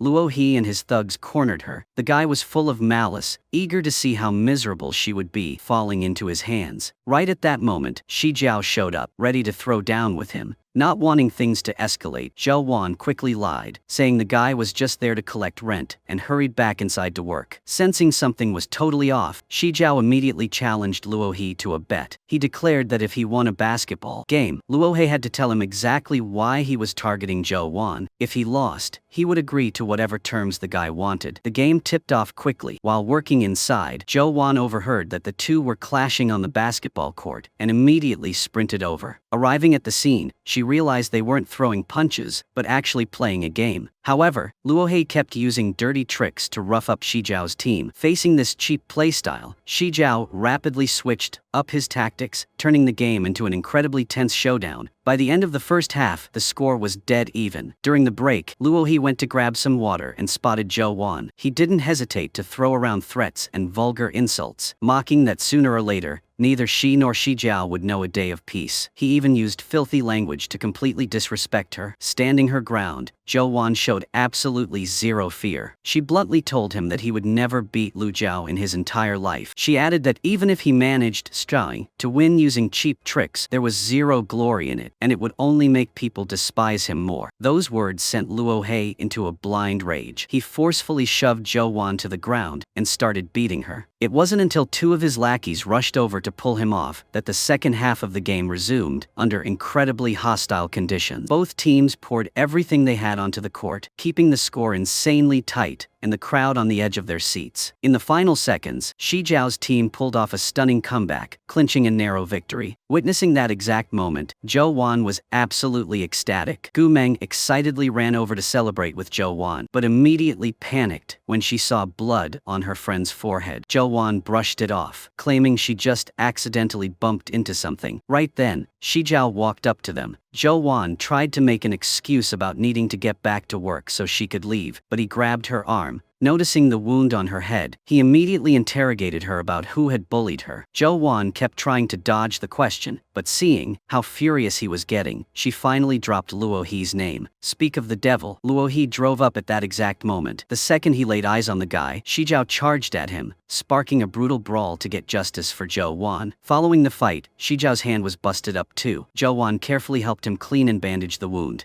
Nearby, Gu Meng and Luo He were arguing with the police over who was in the right. Meanwhile, Xi Jiao wouldn't stop grilling Zhou Wan about what was going on between her and the thug. He couldn't understand why she would just stand there and take a beating instead of running away, pointing out that she was usually as quick on her feet as a duck. Zhou Wan helplessly explained that she had twisted her ankle and couldn't run. Hearing this only made Xi Jiao angrier. Realizing her leg was also injured by Luo He, he wanted to march right back out to finish the guy off, but Zhou Wan frantically held him back. Just then, the police asked Xi Jiao to head down to the station to give a statement. A short while later, after leaving the precinct, he took Zhou Wan to Uncle Kang's noodle shop. Seeing the boy's sour expression, Uncle Kang assumed the fine. Two had been fighting and offered some advice, saying a guy should never treat a girl badly, no matter what happened. Xi Jiao instantly fired back, declaring that he always treated her incredibly well. He then suddenly walked out of the shop, leaving Zhou Wan to eat her noodles alone. It turned out he had just gone out to buy some ointment. Checking her right leg and seeing the massive bruise, Xi Jiao couldn't hide the pain in his eyes. He gently applied the medicine for her. That tender care made Zhou Wan's heart race uncontrollably. Afterward, she promised she wouldn't run away from him anymore, but begged him not to force her to talk about things she wasn't ready to share yet. Seeing her finally open up and promise not to hide anymore, Xi Jiao sternly demanded that if she ever ran into trouble again, she had to tell him immediately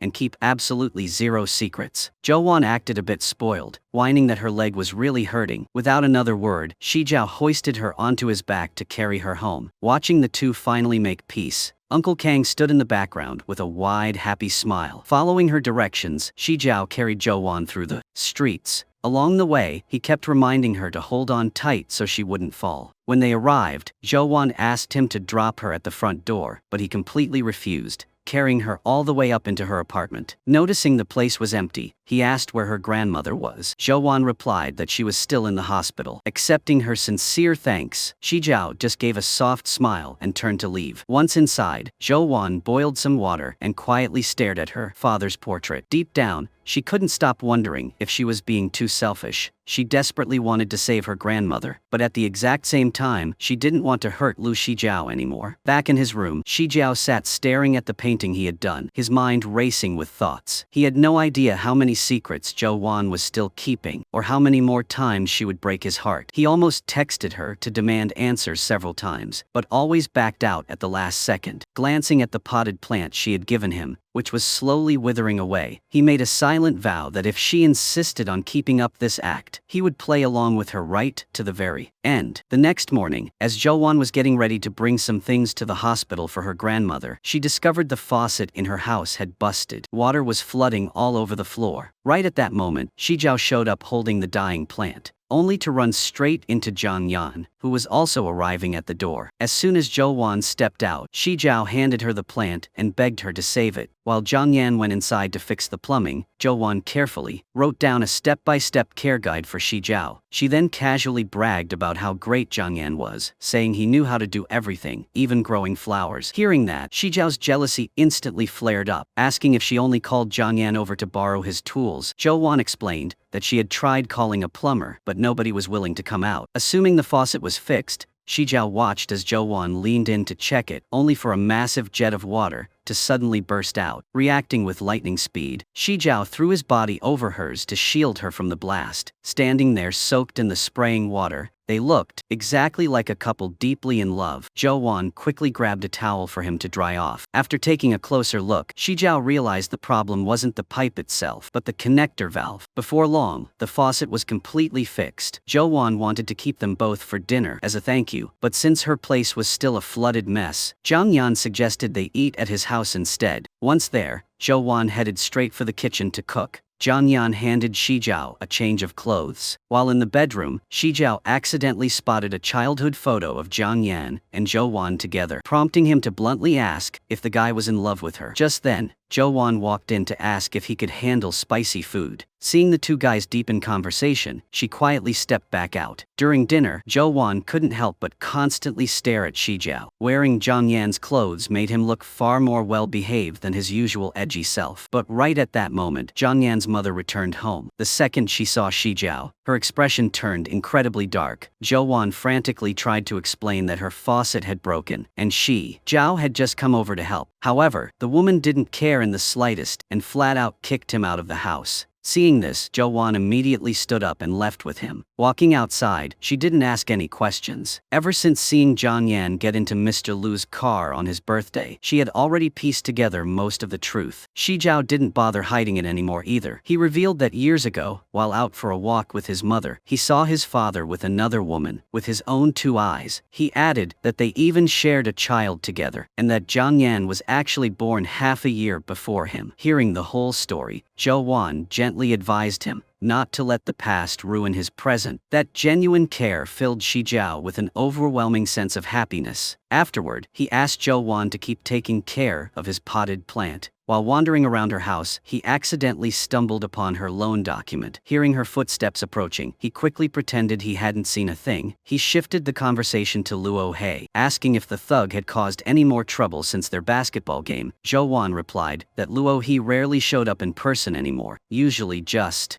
sending his goons to collect the debt. Hearing this, Xi Jiao decided to tag along with her to visit her grandmother at the hospital. Meanwhile, Zhang Yan's mother kept drilling it into her son's head, reminding him how much the Lu family had looked down on them in the past. In her eyes, Zhou Wan trying to kiss up to the Lu family was entirely her own choice, and between Zhang Yan and the vast wealth of the Lu Empire, she was certain Zhou Wan would know exactly who to choose. At the hospital, Zhou Wan's grandmother was absolutely delighted to see Xi Jiao. Just then, a nurse walked in to notify Zhou Wan that she needed to go pay the medical bills and pick up the medication. Once she left the room, her grandmother confided in Xi Jiao, explaining that besides Zhang Yan, Zhou Wan barely had any friends. However, she had noticed that the girl treated him very differently, so she hoped he would take her out to have fun and relax more often. Xi Jiao immediately agreed. Soon after, Dr. Chen arrived to give an update on the grandmother's current condition. He stated that a kidney transplant was the only option left,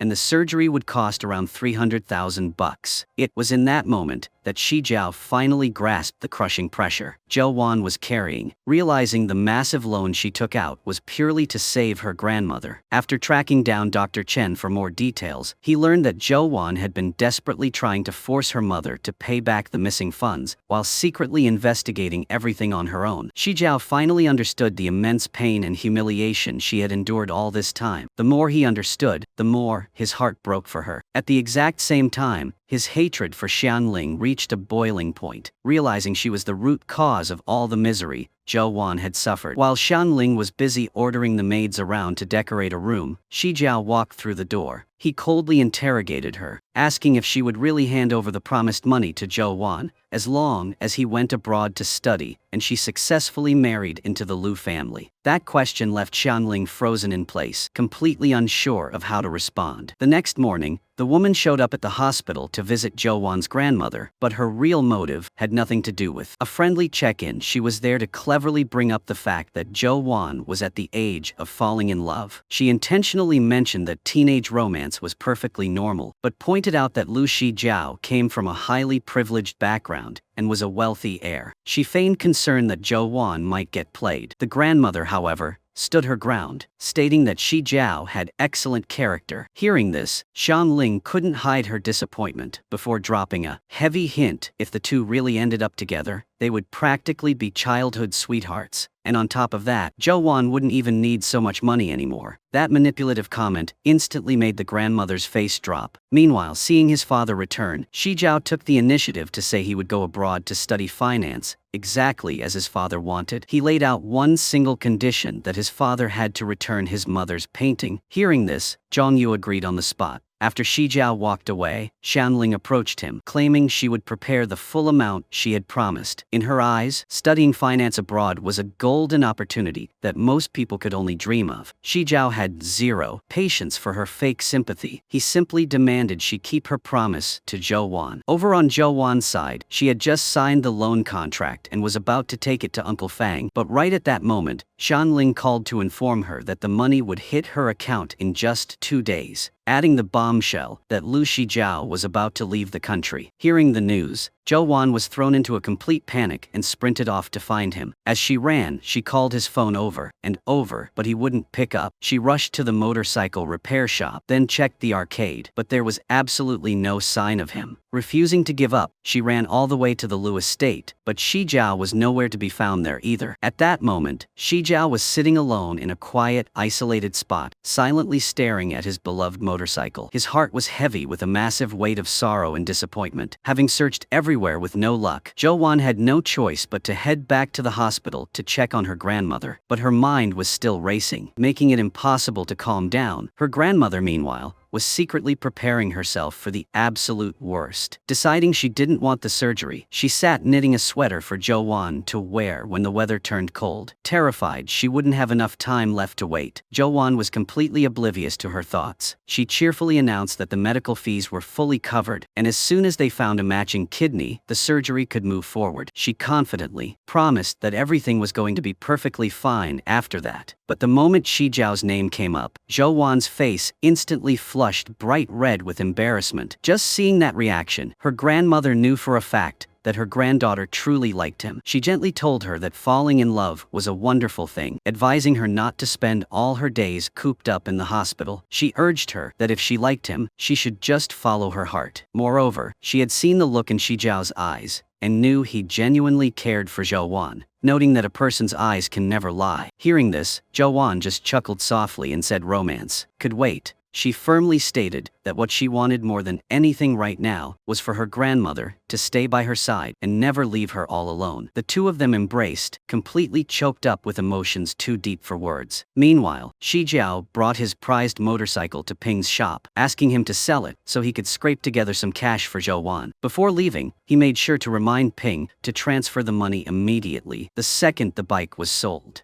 Over at the hospital, Dr. Chen accidentally let it slip to Zhou Wan that Xi Jiao had been constantly asking about the surgery costs and her grandmother's medical bills. He noted that the boy seemed desperate to help her out. Hearing that, Zhou Wan was completely stunned. She bolted back to the repair shop to find him, only to learn that he was really heading abroad and was even selling his beloved motorcycle. Right at that very moment, she caught a glimpse of a video showing Xi Jiao climbing over the railing of a building to save a girl who was trying to jump. Without a second thought, she sprinted off to find him. Zhou Wan pushed herself to the absolute limit, racing up to the rooftop. Xi Jiao was already third time, terrified of heights, and in his dizzying panic, he began seeing the girl, Shui Shi, as the spitting image of his mother from all those years ago, desperately begging her to calm down. Just in time, Zhou Wan arrived on the roof and teamed up with him to convince Shui Shi not to throw her life away. It turned out the girl wanted to jump because her parents were violently opposing her relationship. She revealed that her family constantly forced her to do things she hated and tried to micromanage every single aspect of her life. Hoping to calm her down, Zhou Wan opened up about her own turbulent life. She shared how her father had died when she was just a kid, leaving behind a mountain of debt. Her mother couldn't handle the pressure and ran off, and when they finally crossed paths again, she acted like a total stranger. After that, her grandmother fell severely ill, forcing her to miss the college entrance exam entirely. She explained that no matter how brutal the circumstances were, she always kept pushing forward, doing whatever it took to make money and give her grandmother a better life. But because of that desperation for money, she had lied to people and even deeply hurt the most important people by her side. Hearing this raw confession, Shui Shi realized Zhou Wan had been through far more agony than she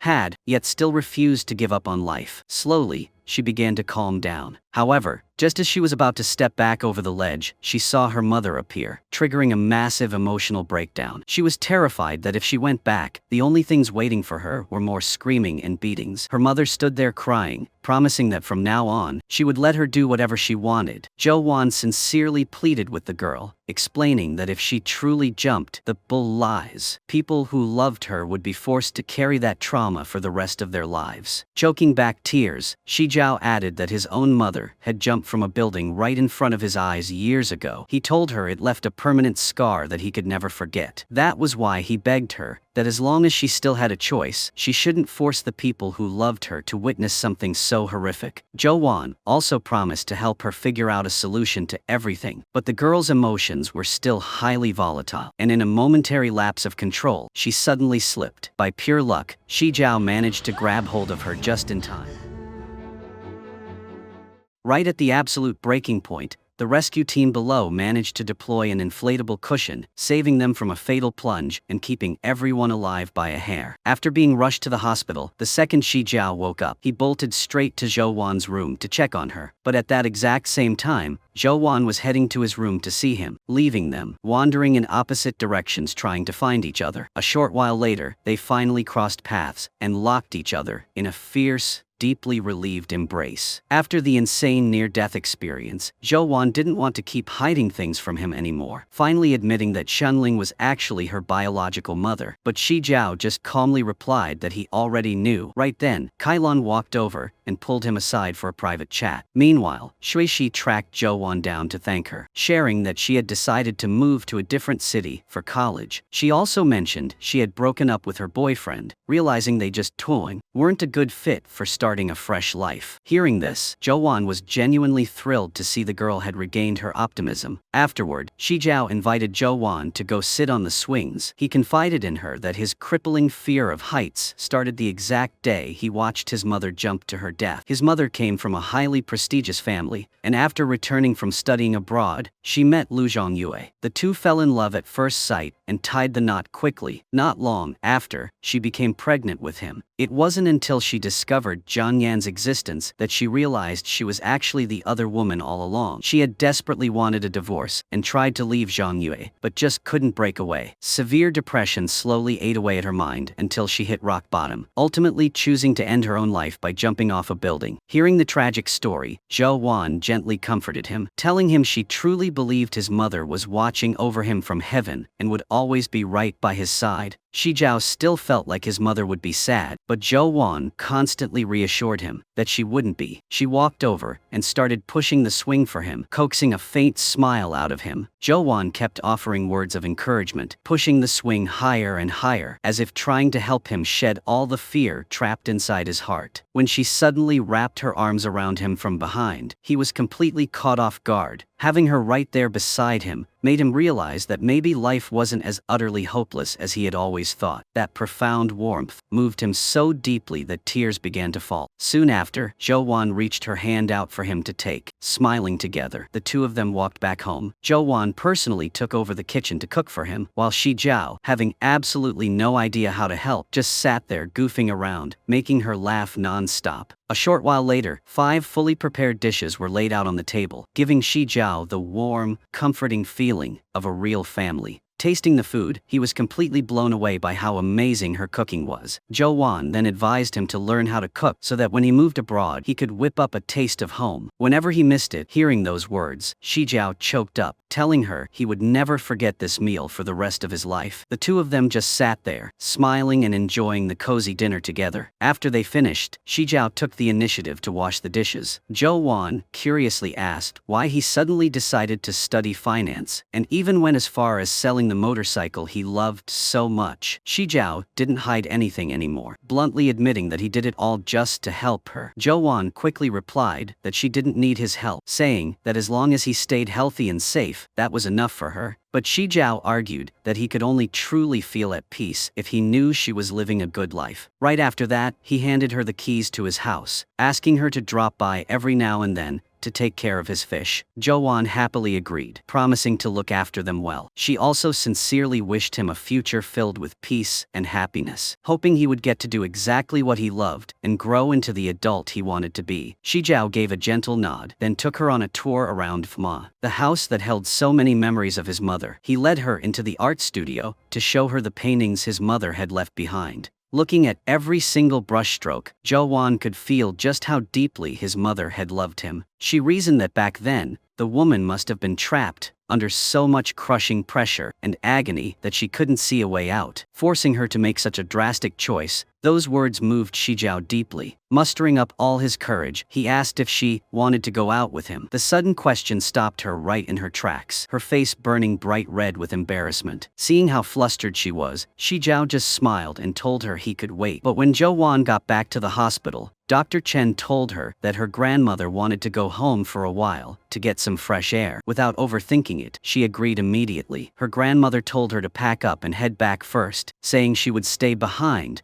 to get some final instructions from the doctor before following her home. Zhou Wan didn't suspect a thing, completely unaware that the old woman had actually decided to cancel the surgery and had explicitly begged Dr. Chen to keep it a secret. Laying in bed that night, Zhou Wan got a text from Xi Jiao reminding her not to forget their date. Smiling happily, she texted back her agreement. Right after, he sent another message saying that a long-distance relationship wouldn't be a problem as long as she trusted him. Those simple texts flooded her heart with pure joy and anticipation. The next morning, finding out her grandmother wanted to visit the temple, Zhou Wan offered to go with her. But the older woman refused. She insisted the girl stay home and rest, pointing out how exhausted she had been lately. Plus, she mentioned she was going with Mrs. Li anyway, so there was nothing to worry about. Just then, Xi Jiao texted to set up a meeting at the school at 7 that night. Knowing he was planning to officially confess his feelings, Zhou Wan excitedly went out to pick a painting as a gift for him. However, while she was completely lost in her own happiness, she suddenly received a phone call asking if she was Huang Shuifen's granddaughter. Meanwhile, Xi Jiao was over at the abandoned swimming pool setting everything up for his big confession. Just thinking about Zhou Wan made him smile without even trying.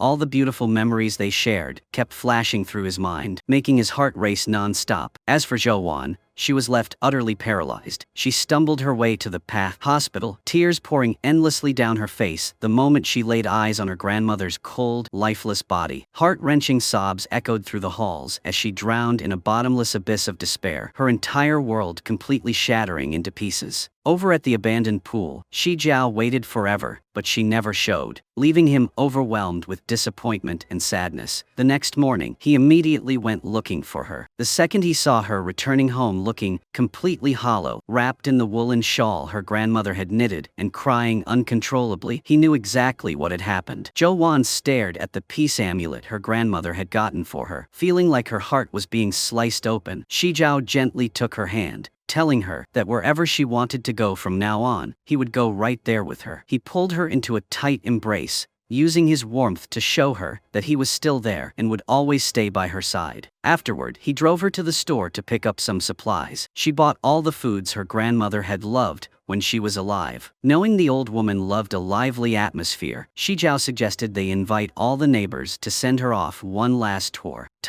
Zhou Wan nodded in agreement. While she went to buy some fruit, Xi Jiao took it upon himself to go door to door inviting everyone. He even tracked down Zhang Yan and his mother to ask for their help in picking out a funeral portrait. Hearing that her grandmother had passed away, Zhang Yan was absolutely stunned. His mother immediately told him to tag along with her to help pick the photo. Before taking off, Xi Jiao made sure to sincerely thank Zhang Yan's mother. While Zhou Wan and the neighbors were busy setting up the funeral, Lu Xi showed up to pay his respects with some flowers. Spotting Uncle Fang in the crowd, Zhou Wan quickly told Zhang Yan and his mother to head home early, insisting she could handle everything else on her own. Hearing this, the mother and son had no choice but to leave. Uncle Fang bowed before the casket, left a donation, and comforted Zhou Wan, telling her to stay strong through the grief. He then offered to waive her rent for the next few months. However, Zhou Wan revealed she had already scraped together $9,000 to cover 3 months of rent and had handed it all over to Lu Xi. Uncle Fang simply told her to come straight to him if she ever ran into any trouble in the future, then turned to give Luo Hei a stern warning, reminding the thug that he owed his life to Huang Shei-fen. Right then, Xi Jiao led a group of Zhou Wan's neighbors in to bid her grandmother a final farewell. Seeing everyone stepping up to offer their condolences one by one, Zhou Wan was so moved that she couldn't stop crying. A little while later, Jian Fan and Gu Meng arrived to pay their respects and handed her a video camera. Nobody could have predicted that her grandmother had secretly asked someone to record one final video message to say goodbye to everyone. Staring at her grandmother's face on the screen, Zhou Wan's heart shattered all over again. All the brutal hardships and suffering she had endured to try and save her had now become completely meaningless. In the video, her grandmother wished for Zhou Wan to go back to college and see the vast world outside, reminding her that you only get to live once. She hoped the girl would live a truly brilliant life, promising she would always be up above, smiling down and quietly watching over her. Those final parting words left Zhou Wan and everyone else in the room sobbing uncontrollably. After the funeral, Zhou Wan carried her grandmother's portrait back home. Right then, Xi Jiao received some urgent news and had to ask Zhang Yan to look after her for the time being. He promised he would be back first thing in the morning. It turned out Xian Ling had called him back to prepare for his departure abroad. She reminded him of their deal, that as long as he went to study overseas, she would wire the money for the grandmother's medical bills. But when she found out the old woman had already passed away, she was genuinely caught off guard. Knowing exactly how much Xi Jiao despised her, she could only assure him that even after he left, she would still send the money to Zhou Wan just as promised. That night, Zhang Yan couldn't stop staring over at Zhou Wan's room, incredibly worried about her. The next morning, she woke up, put a kettle of water on the stove, and quietly started sweeping the house. She was trying so hard to act like she was fine, but every time she glanced at her grandmother's photo, the agony tore through her all over again. In the kitchen, the kettle had been boiling over for quite some time, but she was completely checked out. Like a ghost, she lay down on her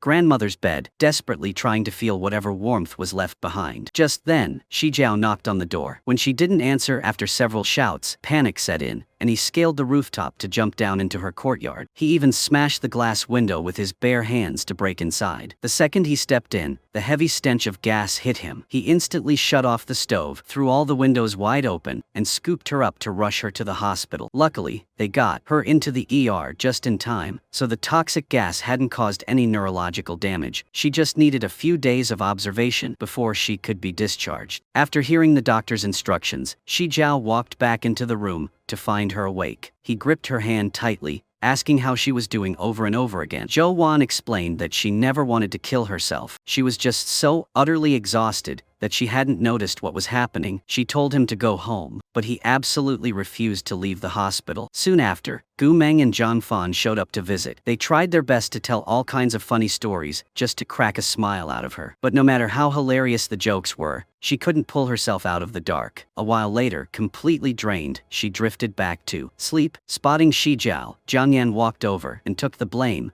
apologizing for not keeping a closer eye on her. But Xi Jiao coldly stated that the only person who deserved an apology was Zhou Wan. The next morning, Zhou Wan woke up, but her eyes hurt so badly, she refused to open the curtains. Even though she was cleared for discharge, she wanted to stay a few more days because the hospital felt like a safer place, and she had literally zero energy left to move. Xi Jiao tried to get her to drink some water, but she refused, only wanting to sleep. He offered to take her outside to catch some sun, but she shot that down too. Frustrated by his constant pushing, Zhou Wan finally snapped and told him to just leave her alone. Hearing this, Xi Jiao lost his cool and asked if her grandmother would really want to see her like this, refusing to eat or even drink a sip of water. Those words completely shattered her. She broke down in tears, screaming that she just couldn't do it anymore. She begged him to stop forcing her to smile and to stop making her pretend she was strong. Sobbing uncontrollably, she cried that her father was dead, her grandmother was gone, and she had absolutely nothing left. Watching her completely break down, Xi Jiao instantly apologized over and over, pulling her into his arms to comfort her. All the grief and misery she had been bottling up finally exploded. She clung to him tightly, crying so hard she couldn't even make a sound. As soon as she was discharged, he brought her straight to his mother's old house. He carefully laid out fresh blankets for her to rest in the bedroom, taking it upon himself to crash on the couch outside. The entire time, he gently stroked her head and held her close, making sure she knew that no matter what happened, he would always be right there to protect her. The next morning, Xi Jiao woke up incredibly early, fumbling around the kitchen trying to cook something for her. Even though he was completely clueless around a stove, the moment he saw her wake up, he immediately brought her some water and asked what she wanted so he could order delivery. Once everything was settled, he suggested taking her out for a walk as soon as the rain stopped, and she gave a quiet nod of agreement. As they talked, Xi Jiao opened up about the agonizing days following his mother's death. He confessed that he used to be drowning in absolute despair, but time eventually helped him move past it all. That was why he firmly believed that her pain would slowly fade as the years went by. He gently wrapped his arms around her, constantly offering words of encouragement. He told her that from now on, whenever a massive storm hit, her grandmother would be like a giant tree shielding her from the wind and rain, and when winter came, she would turn into a warm sweater to keep her cozy. He emphasized that no matter where she was or what form she took, her grandmother would always be right by her side, and so would he. Later, he took her out to the beach to take in the view. Over the crashing of the waves, Zhou Wan shared that before she turned 9, she used to pray with all her heart on every single birthday, because her father told her that good kids always get their wishes granted. But after turning 9, she hadn't made a single wish ever again. Hearing this, Xi Jiao asked what she would wish for if tomorrow was her birthday,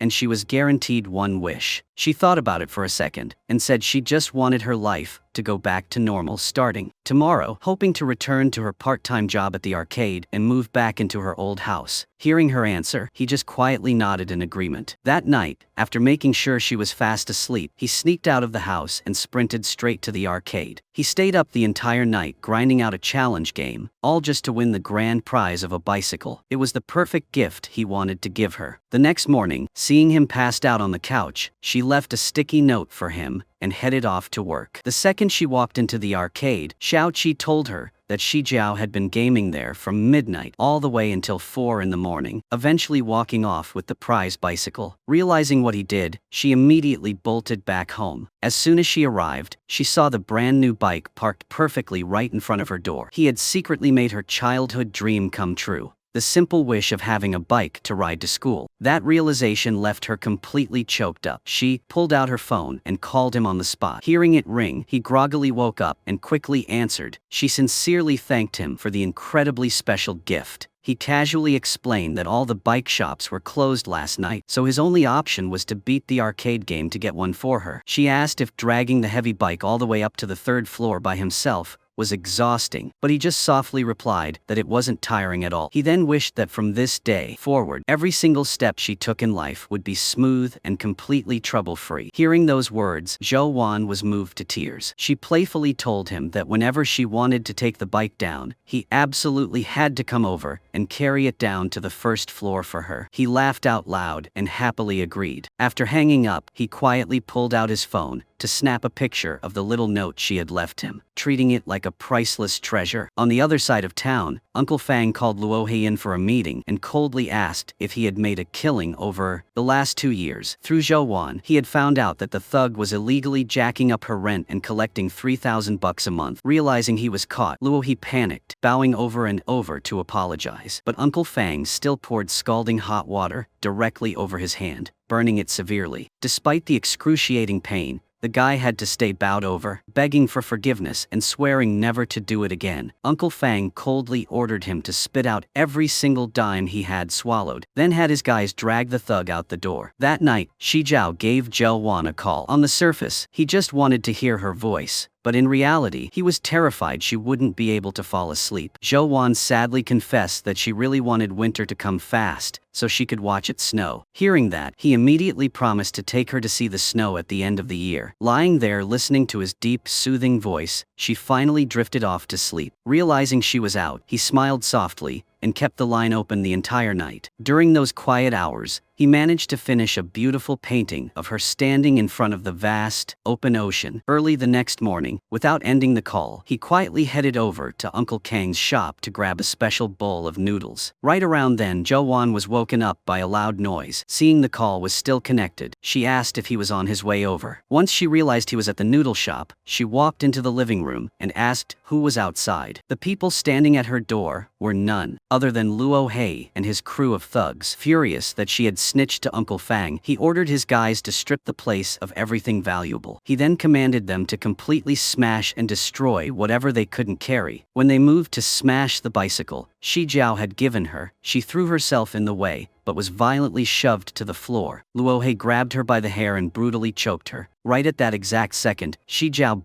burst into the room, forcefully tackling the guy away, before tossing his phone to Zhou Wan to dial the cops. After making the call, she instantly started recording the utter chaos as hard evidence of their assault. The moment the police sirens echoed outside, Xi Jiao intentionally shoved the camera right into Luo He's face, forcing the thug to frantically cover his head with his jacket. Not long after, the cops rushed in and hauled the entire gang down to the station. Zhang Yan also came sprinting over, breathing a massive sigh of relief when he saw she wasn't seriously hurt. Afterward, Zhou Wan and Xi Jiao followed the police to the station to give their official statements. Leaving the precinct, Xi Jiao assured her that Luo He would never dare come near her again. Still incredibly worried, she warned him not to be so reckless next time, stressing that she never wanted to see him get hurt again. He just kept reassuring her that everything was perfectly fine, telling her not to overthink it. Right then, Uncle Fang's men approached them, extending an invitation for both of them to meet the boss. After successfully getting her property deed back, she and Xi Jiao quickly left. Just as they stepped out, he got a message that his grandfather was in the hospital. Hearing that, she immediately offered to go with him to visit, and he gladly brought her along. Upon arriving, he told her to wait outside in the hall while he went into the room alone. Seeing that the old man was safe and sound, he finally let out a massive breath of relief. Meanwhile, out in the hall, Shanling took the initiative to track down Zhou Wan for a chat. She asked the girl if she had figured out her future plans yet. She pointed out that everyone in the Lu family lived wrapped in luxury, noting that Xi Jiao was born into a position where he would never have to struggle a day in his life, which made him completely different from people like them. She openly admitted that she chose to act subservient and constantly bow down to others purely because she was terrified of going back to the days of living in total poverty. In her eyes, Zhou Wan was both beautiful and incredibly smart, meaning she could easily carve out an entirely different path instead of remaining tangled up with the Lu family. Hearing those words, Zhou Wan calmly fired back that her mother never had a clue how she had survived all those years. She questioned how someone who didn't even understand her own flesh and blood had any right to judge Lu Xi Jiao. In her eyes, Xi Jiao wasn't the type of person to treat feelings as a cheap tool. He knew how to ache for his family, how to grieve over loss, and was completely capable of loving as genuinely as anyone else. Shanling just let out a laugh, noting that Zhou Wan's more stubborn streak was exactly like her late father's. Meanwhile, Zhong Yue and Kai Lan were heatedly arguing over a corporate dispute. Kai Lan demanded to know what made him so sure that the 10% of shares in Xi Jiao's hands would automatically go to him. Zhong Yue simply replied that it was because Xi Jiao was his own flesh and blood. Later that day, Xi Jiao and Zhou Wan grabbed a bite to eat together. Zhou Wan even hand-fed him a piece of meat, making Xi Jiao crack a huge smile. Xi Jiao mentioned that his grandfather wasn't planning on attending the wedding either, complaining that it would be way too loud. Because of that, the old man would be staying nearby, giving him plenty of free time to drop by and take care of him. A moment later, Xi Jiao opened up, confessing that in his eyes, everything Zhong Yue did was purely for profit and money. He broke it down, pointing out that even now, his father only wanted him at the wedding because of the 10% of shares under his name. He bitterly remarked that as long as he showed his face, everyone would buy into the illusion of a perfectly happy family. Hearing this, Zhou Wan advised him to let go of the past, urging him to forget about both Zhongyu and Xiang Ling so he could finally live his own life. Xi Jiao smiled and agreed, then told her to head home and get some rest. But Zhou Wan wanted to stay by his side just a little bit longer. When Zhou Wan finally got back that night, Zhang Yan stepped up to apologize for not telling her about his connection to Lu Xi Jiao sooner. Zhou Wan didn't blame him at all, noting that Zhang Yan had never pried into her relationship with Shanling either. Soon after, she mentioned that she would be visiting the Herpenvigale hospital a lot in the coming days, because Xi Jiao's grandfather was sick. Zhang Yan gave a soft nod. He admitted he knew Xi Jiao had helped her out a lot, so it made perfect sense for her to take care of him now. But he promised that whenever Zhou Wan needed anything, he would always be right there for her. The next morning, Zhou Wan brought breakfast to the hospital for Xi Jiao. She carefully reminded him that no matter how busy he got, he couldn't skip breakfast because it was the most important meal of the day. Zhou Wan even bragged that she had run around to all kinds of convenience stores just to gather every single dish. Hearing this, Xi Jiao just smiled. He told her he was going to help his grandfather get discharged later, figuring that resting at home was a much better idea right now. Plus, he pointed out that it would be absolutely ridiculous for a father to be stuck in a hospital while his son was getting married. Hearing this, Zhou Wan said she was going to drop by and see Dr. Chen. She remembered how incredibly well he had taken care of her grandmother when she was still alive, and Xi Jiao easily agreed. Asking a nurse, Zhou Wan found out Dr. Chen was in the cafeteria and headed over to find him. But the second she arrived, she accidentally overheard some doctors talking about her family. From that conversation, she discovered that years ago, her father actually still had a chance to get surgery. But because the financial burden was too massive, Shanling had chosen to pull the plug and give up. That brutal truth left Zhou Wan completely paralyzed. The moment Dr. Chen walked out, she immediately confronted him, asking if her father really could have lived back then. Dr. Chen let out a heavy sigh, saying it wasn't exactly that simple. He explained that even if the surgery was a success, without keeping up with the grueling follow-up treatments, he wouldn't have survived for long anyway. On top of that, her father himself felt the odds were too slim and specifically asked the doctor not to reveal the exact details to her. Hearing all of this, Zhou Wan bowed her head to thank him before quietly walking away, tears pouring down her face non-stop. A burning hatred for Shanling consumed her for robbing her father of his last chance at life, only to steal every last dime he left behind to go live a life of luxury. Deep down, Zhou Wan silently swore she would absolutely get justice for her father. Meanwhile, Xi Jiao walked his grandfather to the car and asked if he really needed to attend the wedding. His grandfather just chuckled, telling him to go if he wanted to, and if not, it didn't matter at all. After the old man got in the car and left the hospital, Xi Jiao turned around and spotted Dr. Chen getting off his shift. He casually asked if the doctor had already finished talking with Zhou Wan. At the wedding, guests poured in to congratulate Zhong Yue and Xiangling.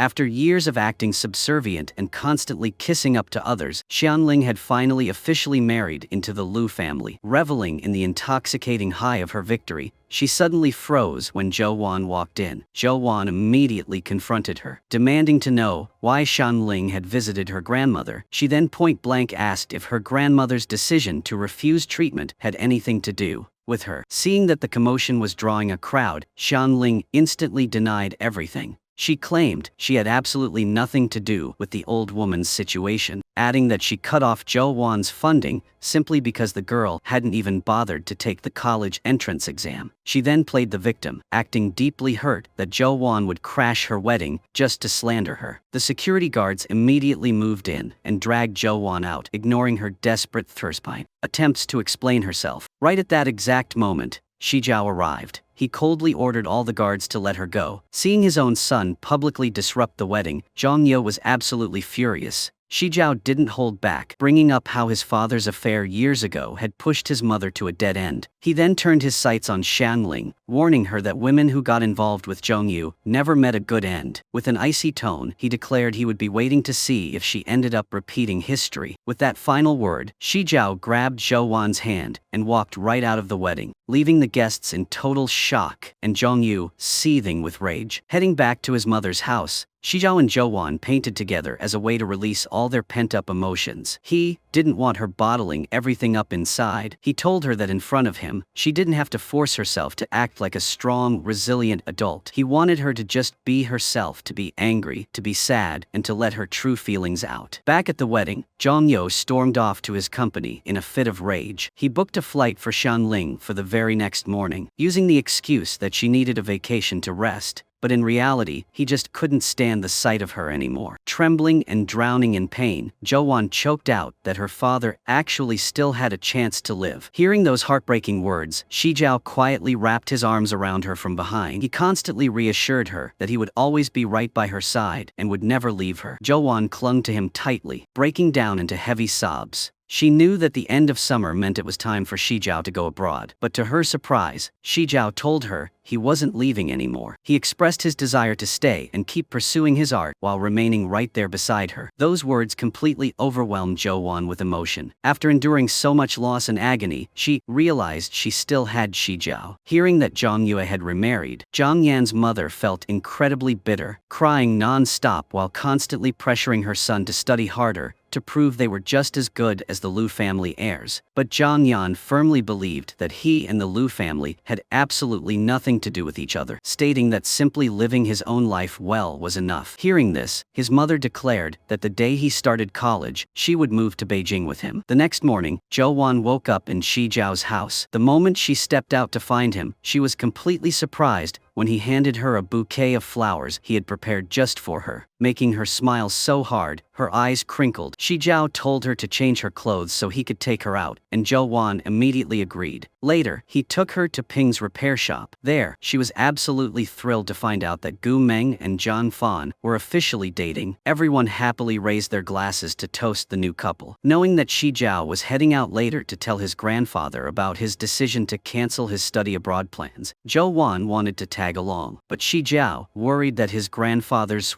reaction might upset her, gently told her to just wait for him at home. After leaving the shop, Zhou Wan stopped by a plant nursery to buy some flowers to plant in Xi Jiao's courtyard. She wanted to make his house feel warmer and full of life. Once she finished planting them, she sent him a voice message, saying she had something important to tell him when he got back. Meanwhile, when Zhang Yue returned to the main Lu estate, he accidentally found out about Xi Jiao's decision to stay in the country instead of going abroad, which left him absolutely furious. The moment Xi Jiao stepped out, Zhang Yue immediately brought up Zhou Wan, crashing the wedding and humiliating him. He even accused her of trying to extort Shan Ling. Using Zhou Wan as leverage, Zhang Yue threatened Xi Jiao, warning that if he just obeyed and came home, the girl would stay perfectly safe. He then revealed that in 2 days, he would be taking Xi Jiao to a dinner meeting with Boss Chan. Xi Jiao knew perfectly well that Boss Chan placed a massive emphasis on family harmony, firmly believing that only a man who could keep his family united could successfully run a business. He quickly realized his father was using this meeting to play the role of the perfect father. Despite Xi Jiao's resistance, Zhang Yue demanded he obediently go abroad and stop causing any more trouble. Terrified that his father would actually hurt Zhou Wan, Xi Jiao had no choice but to silently get into the car with him. Immediately after, Zhang Yue confiscated his phone and locked him in his room to shut down any further rebellion. Outside, Zhou Wan tried calling him over and over, but her calls wouldn't go through, leaving her extremely worried. Meanwhile, inside the room, Xi Jiao was frantically trying to figure out a way to escape. However, the 2 massive bodyguards stationed outside were watching the door like hawks, refusing to give him even a sliver of a chance. Running out of options, Zhou Wan tracked down Zhang Fan and Gu Meng to find out what was going on. Once she learned Xi Jiao was locked up in his own house, she was determined to break him out. Hearing about the situation, Zhang Yan also decided to step in and help. That night, Zhang Yan took the initiative to visit Zhang Yue. When nobody was looking, he cleverly wedged a small piece of paper into the door frame, keeping the door from fully latching shut. Thanks to that distraction, Zhou Wan managed to sneak into the massive villa. When Xi Jiao saw Zhou Wan appear outside his window, he was completely stunned. He quickly used a small umbrella to lower a message down to her, apologizing for breaking his promise and begging her to leave immediately before she got into trouble. But Zhou Wan had absolutely no intention of backing down. She stubbornly refused to leave. She even tossed a letter back up to him, declaring her determination to run away with him. Meanwhile, Zhang Yan handed some items back to Zhang Yue and announced that after summer break, he and his mother would be moving to Beijing. Hearing this, Zhang Yue advised him to switch his major to architecture. He promised to pull some strings and cover his entire tuition, knowing that architecture was what Zhang Yan truly loved. He also warned him to focus on his studies and not end up like Xi Jiao, who was throwing his future away over some petty romance. Before parting ways, Zhang Yu handed him an engraved fountain pen, confident that there would come a day when Jiang Yan would need it. Back outside, Zhou Wan secretly pulled the fire alarm, triggering total chaos that gave Xi Jiao the perfect opening to grab his phone and make his escape. Zhang Yue didn't buy the fire alarm for a second, immediately guessing it was just another one of Xi Jiao's tricks. Hiding in a blind spot, Zhou Wan looked at Xi Jiao and suggested they run away together. Hearing that, Xi Jiao smiled, gently pulled her into his arms, then grabbed her hand and took off. The two of them ran and laughed, leaving everything else behind, only wanting to keep moving forward together. But when Zhang Yuo checked the security cameras, he discovered that it was Zhou Wan who had sneaked in to break Xi Jiao out. The realization sent him into a blind rage, and he immediately ordered his men to track them down and drag them back. Not long after, he also figured out that Zhang Yan's visit was just a distraction to help Zhou Wan infiltrate the villa. This left Zhong Yue even more furious because all of his carefully laid plans were completely ruined. He quickly pivoted to a different strategy. He approached Zhang Yan and demanded that he attend the family dinner with Boss Chang the next day. Zhang Yan coldly fired back, asking what would happen if he didn't want the opportunity. Zhong Yue just calmly replied that he would personally come pick him up the next day. Over at the train station, Xi Jiao took Zhou Wan to buy 2 tickets for the snow-watching trip they had been dreaming of. Right at that moment, the first snowflakes of the season began to fall. Zhou Wan happily spun around in the falling snow. Xi Jiao walked over and took her hand, and the two of them laughed and danced, completely overwhelmed with joy. On the train ride, Zhou Wan rested her head on Xi Jiao's shoulder and slept soundly. When she woke up, she smiled and told him she just had a beautiful dream. They sat by the window together, watching the scenery and the sky outside, their hearts filled with pure happiness. They breathed onto the cold glass and drew a heart together, then held each other close, looking like a couple deeply lost in the sweetest days of their romance. After a long journey, the two finally arrived in the beautiful city of Beicheng.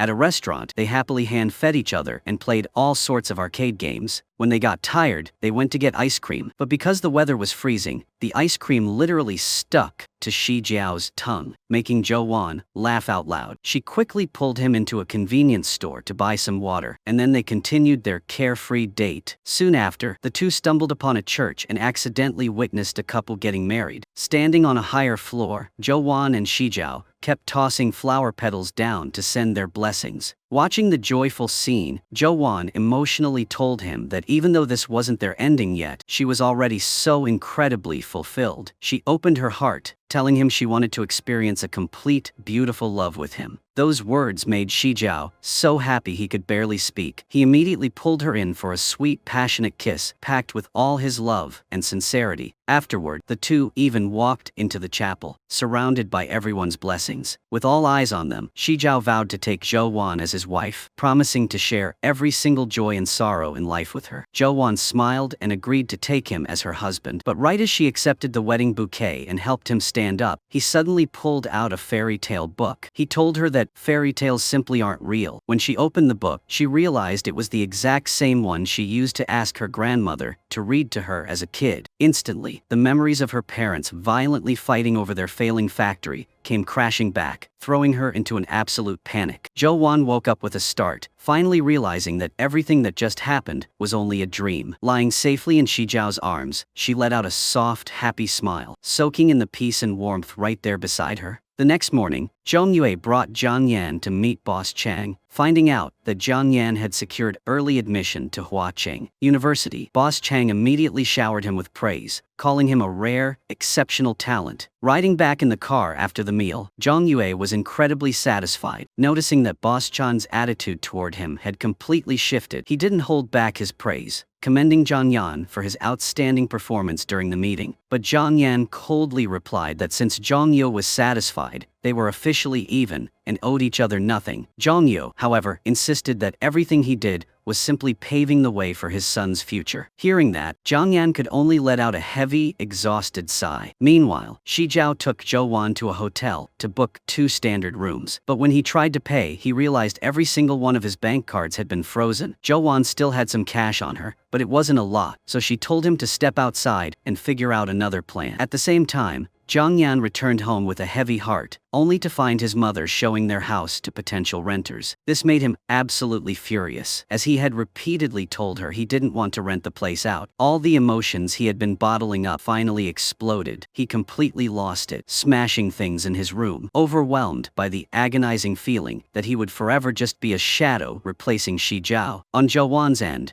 after counting what little money they had left, she realized they would have to budget down to the last penny if they wanted to stay in Beicheng and wait for the snow. Right then, Xi Jiao spotted a motorcycle repair shop and immediately ran inside. He asked if he could buy a busted-up used bike for cheap if he managed to fix it himself. Seeing his confidence, the owner agreed. When he quoted the price at $200, Zhou Wan jumped in and aggressively haggled it down to $150. Impressed by her sharp negotiating skills, the owner happily accepted the deal. He even promised to throw in 2 free cans of oil if Xi Jiao could actually get the bike running. In the end, they scored the used motorcycle for just $150. Once it was fixed, Xi Jiao drove Zhou Wan all over Beijing, taking in the city's stunning scenery. Everywhere they went, they snapped photos to capture the memories. Lost in those free and peaceful days, the two were overflowing with happiness, cherishing every single precious second together. Needing more cash to survive, Zhou Wan and Xi Jiao decided to hunt for part-time jobs. When they applied for work at a local tourist spot, the female boss not only hired them on the spot, but also provided food and a place to sleep. The moment they got their room, the two immediately started cleaning and organizing everything to make it neat and comfortable. While eating noodles, Zhou Wan mentioned she planned to buy more books to study. She always kept her grandmother's dying wish close to her heart, that she had to go to college and see the vast world outside. Seeing Zhou Wan seriously mapping out their future, Xi Jiao couldn't help but laugh, joking that she was definitely going to keep him on a tight leash later on. Right after, he sincerely promised that from this day forward, he would spend every single season of the year by her side. When they went to the bookstore, Xi Jiao took the chance to tease her again, saying that for every extra point he scored on his tests, she had to reward him with a kiss. Hearing that, Zhou Wan's face instantly turned bright red, and she shyly told him to keep his voice down. Afterward, they took turns calling Zhang Fan and Gu Meng to let them know they were safe, sharing how happy they were living together in Beijing. That night, after finishing their shifts, they finally got the chance to exchange the gifts they hadn't been able to give each other earlier. Zhou Wan gave him a picture frame, while Xi Jiao gifted her a photo of the two of them standing together in the school courtyard. Looking at such simple gifts, they both felt like fate had purposely brought them together. Overwhelmed with happiness, Zhou Wan and Xi Jiao held each other tightly, trying to make that peaceful, sweet moment last as long as possible. The next morning, while returning from searching for a lost puppy, Zhou Wan was completely shocked to find Xi Jiao's aunt, Kai Lan, waiting for them. She demanded to know why Xi Jiao was living like this, arguing that going abroad was meant for his education and future. Xi Jiao firmly stated that if she wanted him to compromise, he had one single condition: his bank cards, which had been frozen, needed to be unlocked. He made it clear he refused to let Zhou Wan live in poverty out here forever.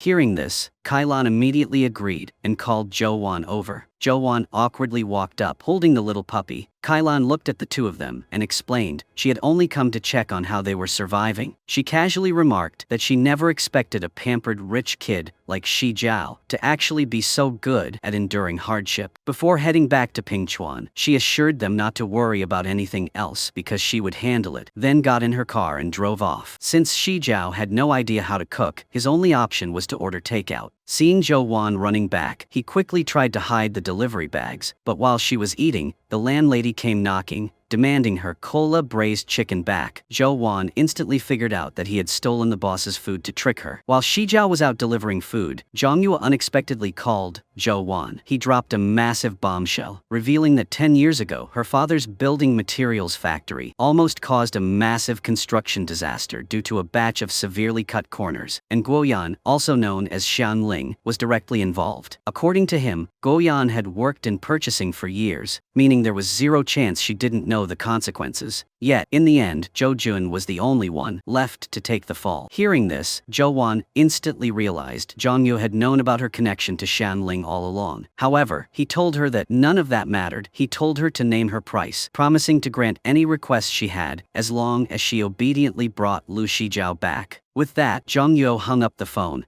leaving Zhou Wan standing there completely paralyzed, her mind spinning in absolute chaos. When Xi Jiao returned from his deliveries, he noticed Zhou Wan hadn't even touched her food, and quickly asked what was wrong. Zhou Wan forced a smile, claiming she just wanted to wait for him so they could eat together. During the meal, Xi Jiao mentioned that he got a call from his prep school a few days ago, asking him to come back and pick up some important files, so he figured they could make a quick trip back in the next few days. Zhou Wan suggested she just go back for for 2 days and return, leaving Xi Jiao behind to take care of Xiao Lu, the puppy, but Xi Jiao insisted they go together, terrified that she might run into danger traveling alone. Hearing this, Zhou Wan proposed they just sneak back quietly and return to Beicheng as fast as possible, which made Xi Jiao laugh and agree. Before they hit the road, Xi Jiao took Zhou Wan to the famous glass bridge. Despite his crippling fear of heights, he pushed himself to keep walking just for her. Zhou Wan gripped his hand tightly, gently guiding him forward, and constantly reassuring him that as long as she was there, he had nothing to fear. She even joked that if they fell, they would just fly together. Those words made Xi Jiao smile and nod. Following her encouragement, he slowly opened his eyes, but the second he looked down, pure panic set in, and he grabbed onto her tightly, his legs shaking uncontrollably. Zhou Wan quickly told him to stop looking down, and instead look up at the massive mountains and the sky right in front of them. Xi Jiao did exactly that, and as he stopped focusing on the drop below, his fear slowly began to fade. Zhou Wan softly told him that from now on, they should always look forward and keep climbing higher. Hearing that, Xi Jiao happily pulled her in for a sweet kiss. Right at that exact moment, the first snowflakes of the season began to fall. The two were absolutely thrilled because they had finally waited long enough to see it. According to the legend, lovers who hold hands under the first snow will stay together until their hair turns white. That thought made Zhou Wan and Xi Jiao believe in their future even more, and they happily held hands as they walked across the rest of the glass bridge. The next morning, finding a dandelion, Zhou Wan and Xi Jiao made a wish together, hoping they would stay by each other's side forever. Afterward, they headed back to their old high school to visit Miss Yang and pick up the registration forms for the college entrance exam retake. When Mr. Zhao showed up, Xi Jiao handed him a bouquet of flowers as a gesture of gratitude. Miss Yang curiously asked where the two of them had been hiding all this time, since they were only just now picking up their files. Zhou Wan happily shared that they had gone to watch the snow together. Hearing this, Miss Yang smiled, remarking that a trip like that was a great way to clear their heads and prep for the upcoming exam. Just then, Gu Meng called to check in, annoyed that they had returned without even telling anyone. After the call, Zhou Wan said goodbye to her teachers and left with Xi Jiao. Hand in hand, they ran across the familiar school courtyard, bright, happy smiles planted on their faces. Meanwhile, Zhong Yue found out that Xi Jiao and Zhou Wan had returned to the school to pick up their files and immediately dispatched Xiao Gao to go get him. When Xi Jiao went back to his mother's house to pack some things, Xiao Gao pulled up and delivered Zhong Yue's message, demanding he come home for a talk. Not wanting to drag Zhou Wan into any more trouble, Xi Jiao reluctantly agreed to go. At the same time, fresh out of lockup, Luo Hei immediately ran to his third brother, begging to stay with him. However, his brother coldly informed him that the boss didn't trust him anymore, so his hands were tied. Without a second thought, Luo Hei was thrown out onto the street, leaving him absolutely furious. Right around then, Shanling returned from her vacation, but following Zhang Yue's strict orders, Xiao Gao blocked her right at the front door, permanently banning her from stepping foot inside the Lu estate. That rejection left Shanling completely crushed, especially since she thought she had been just one step away from joining the ultra-wealthy elite.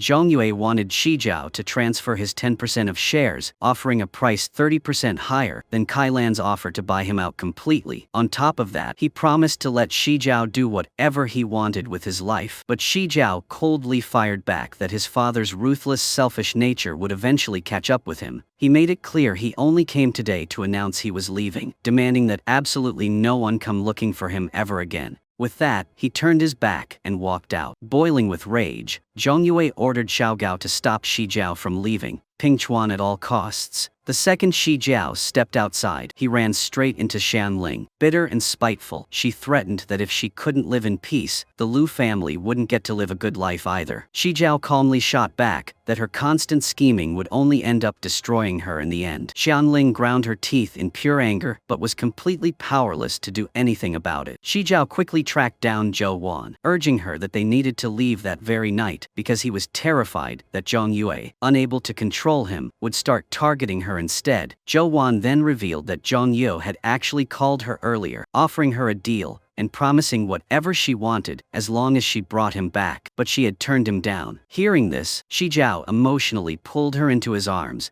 demanding she tell him if anything like that ever happened. Again, Zhou Wan shared that the night train was fully booked, but she had managed to snag tickets for the earliest train the next morning. She planned for them to meet at the station and never look back, finally running away to live completely free. Just thinking about it filled Xi Jiao with overwhelming happiness. Meanwhile, seeing Jiang Yan walk in, Zhang Yo handed him a custom-tailored suit to wear. While Jiang Yan was in the dressing room, Grandpa Lu suddenly showed up, furiously scolding Zhang Yu for crossing the line. Grandpa Lu accused him of only caring about shares and profits, pointing out that he was even using his illegitimate son as a pawn to kiss up to Boss Chang. Standing in the dressing room, Jiang Yan heard every single word of the conversation, feeling completely humiliated and enraged when he heard Grandpa Lu firmly state that only Xi Jiao was worthy of inheriting the family empire, and that Jiang Yan wasn't even a fraction of the man Xi Jiao was. The hatred inside him violently surged. Even so, he desperately fought back his tears. After Grandpa Lu left, Zhongyo walked in and bluntly stated that this was how the Lu family operated, telling him that if he wanted to be acknowledged, he had to prove his worth. Jiang Yan just stayed silent. That night, finding out that Zhou Wan and Xi Jiao were leaving for Beicheng the next day to study and live together, Jiang Yan could only sigh in heavy sorrow. Finally gathering all his courage, he grabbed Zhou Wan's hand, begging her to stay. Unable to hide his heartbreak, he repeatedly asked what was so wrong with him, and why the person she chose absolutely had to be Lu Xi Jiao. Zhou Wan just gently replied that she had always seen him as a friend. Hearing that final answer, Jiang Yan had no choice but to accept reality and wished her happiness. Carrying that deep sorrow, Jiang Yan went to a bar to drink alone. To his total surprise, he ran right into Luo He. When the thug mocked him about Lu Xi Jiao stealing Zhou Wan away, Jiang Yan lost his temper and accidentally blurted out that Zhou Wan had already returned to the city. The second Luo He heard that, a sick plan for revenge immediately sparked in his mind. The next morning, Luo He had his goons kidnap Zhou Wan,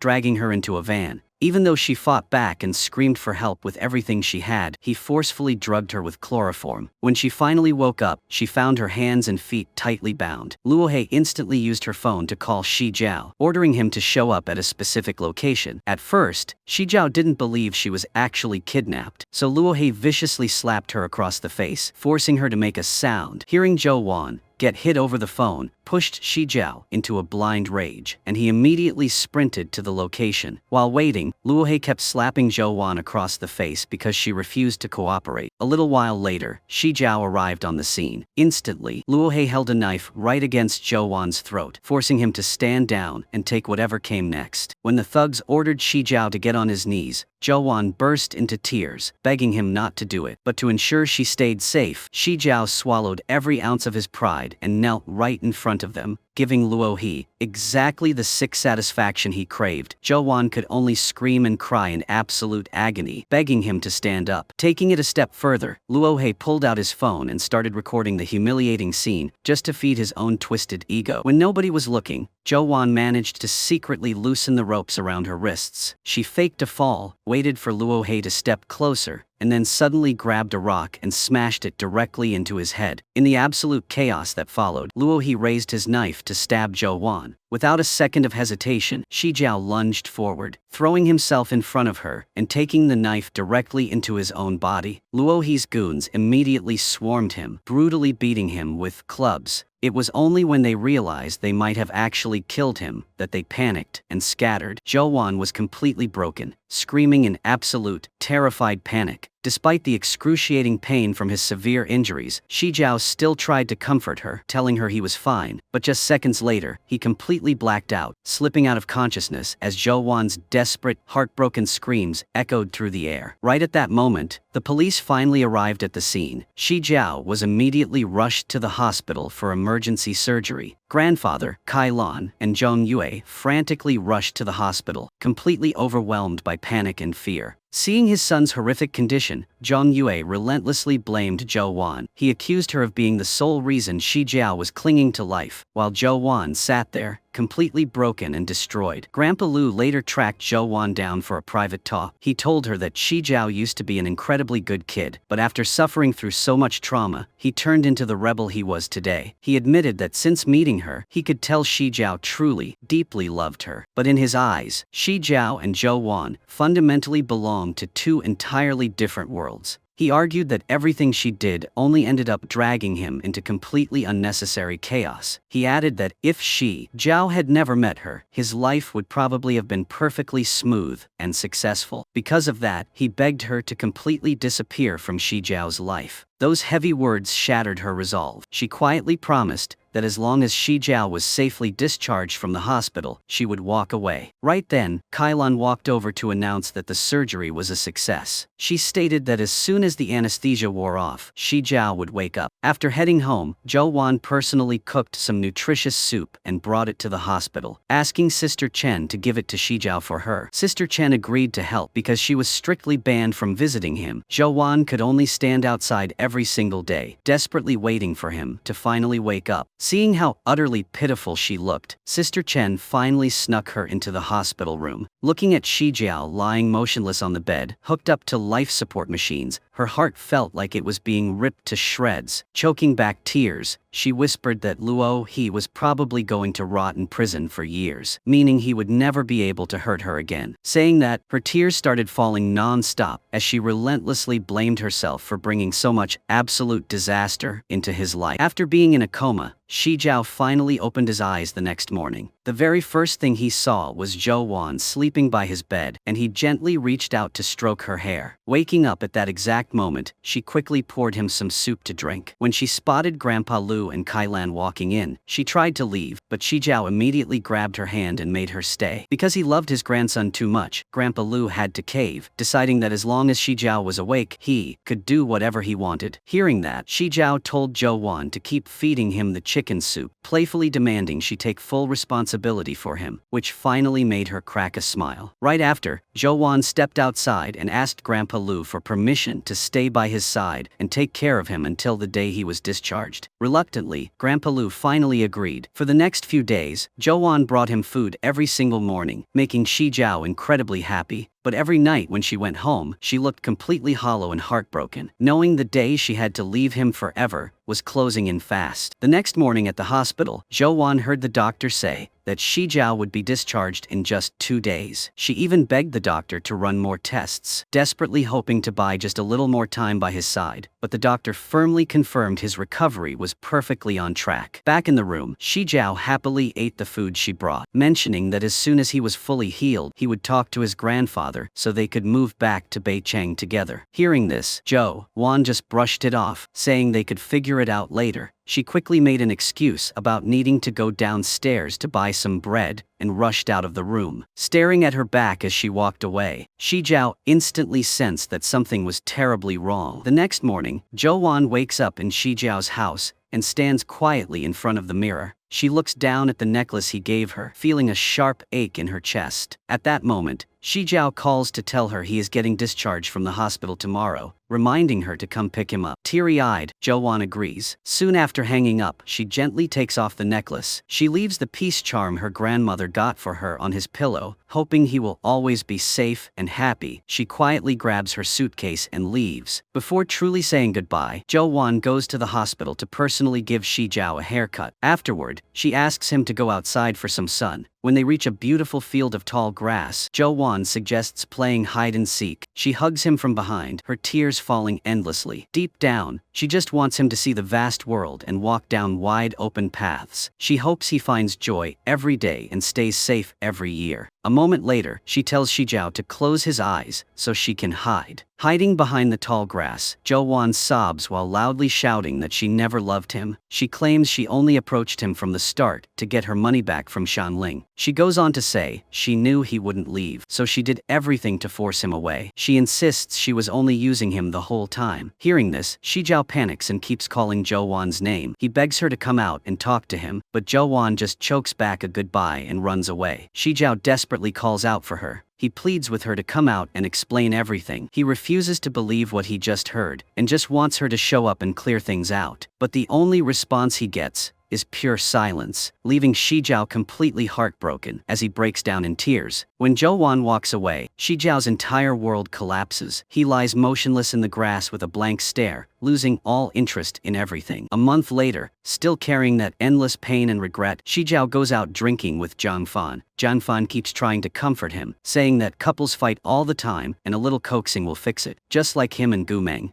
Meanwhile, Lin Na, who has always had a crush on Xi Jiao, steps up to the stage and sings a song for him. Catching him off guard, Zhang Fan looks at her and realizes she is also from Yanming High. However, throughout the whole song, Xi Jiao can only think about Zhou Wan. The more he misses her, the more it hurts, leaving a lump in his throat. The sadder he gets, the more he drinks, completely ignoring the fact that his body is still recovering. Just as Lin Na confesses her feelings to Xi Jiao on stage, Zhou Wan transfers 28,000 yuan back to him. She sends a message saying she will earn the rest and pay him back later. Furious, Xi Jiao accepts the money and agrees to Lin Na's confession just to get back at Zhou Wan. Meanwhile, Zhou Wan is studying hard to retake her college entrance exams. Over on Xi Jiao's side, Lin Na sees the puppy Xiaolu and wants to keep it as her own pet, but Xi Jiao firmly says no. At that moment, Zhang Fan brings in a box sent from Bei Cheng. Lin Na curiously opens it and finds a photo of Xi Jiao and Zhou Wan together. This makes him instantly angry, and he warns her not to touch his stuff. After walking Lin Na out, Xi Jiao bluntly tells her they should stop seeing each other. Angry, Lin Na calls him out for treating her like a replacement before storming off. Xi Jiao knows his heart belongs to Zhou Wan, so he can't love anyone else. Tossing and turning in bed that night, he accidentally finds the peace charm Zhou Wan hid under his pillow. He immediately calls her, but Zhou Wan is too afraid to answer, leaving him crying in agony. He keeps calling her over and over again. Meanwhile, Zhou Wan is sitting in the library staring at her phone screen. Her heart aches, but she just doesn't have the courage to pick up. Xi Jiao keeps trying, pacing around with tears streaming down his face, just wanting her to listen to him one time. After hesitating, Zhou Wan tremblingly answers the phone. Xi Jiao right away reads the prayers written on the red paper, so she knows he found the peace charm. He tearfully begs her to just say she still loves him, and he will forgive everything. Hearing those words, Zhou Wan feels extreme pain. With tears rolling down her face, she trembles and lies that she never loved him. She insists that everything was a lie from start to finish. Feeling a mix of love and hate, a heartbroken Xi Jiao declares that she'd better never let him see her again. He threatens that if they cross paths, he will make her cry and beg him. This tearful breakup leaves a permanent scar on both of them, like their hearts are constantly bleeding. Closing out a long summer full of pain and lies, we jump to October of 2016. Zhang Yan is having fun with his college friends when his mom calls to ask when he's coming home. He sadly replies that he isn't coming back for this break. He adds that they should just let him live on his own from now on, then quietly hangs up. And time flies to January of 2017. Xi Jiao is celebrating the new year with Ping, Zhang Fan, and Gu Meng. Feeling completely lonely, he suddenly sees Zhou Wan appear and gently hug him, making his heart feel alive and happy again. But it's all just an illusion created by his massive longing. Zhang Fan grabs a camera to capture the moment, while the others just stand there quietly watching Xi Jiao laugh and cry, dancing alone with an imaginary figure. He used to think that as long as he fought back and ran away despite everything, he could take on the whole world. But he finally realizes that their rebellion was full of flaws. Time moves on to July of 2017. After months of studying hard for her exams, Zhou Wan finally gets accepted into Huacheng University. She slowly understands that there are some fates you can't fight or escape. At 18 years old, a person can't save the world or change anyone. She realizes that if the price to change things is too high, the only option left is to learn to accept it. Jumping back to the present day in 2026, a vibrant Zhou Wan shows up on the tennis court. Back at the company, Li Jin tells manager Niu that Zhou Wan thinks their partner is highly competitive because they run an e-commerce platform while developing their brand. However, manager Niu doesn't buy it, claiming he's been in the industry longer than Zhou Wan has been alive. When Li Jin can't reach her, Niu keeps complaining that she's too arrogant for daring to be late to a pitch meeting. Just as the younger boss John walks in, manager Niu quickly hands the project plan over for Li Jin to handle. Meanwhile, on the tennis court, the older boss Zhang sees how good Zhou Wan is and wants to play a match with her. Zhou Wan smiles and says she can play with him anytime, but she warns him that if they delay any longer, the West Bank Town project of the Wan Tuo Group will go down the drain. Just as the younger boss Zhang is about to announce the winning bidder, Zhou Wan and the older boss Zhang show up. The older boss angrily scolds his son for having employees investigate useless things, then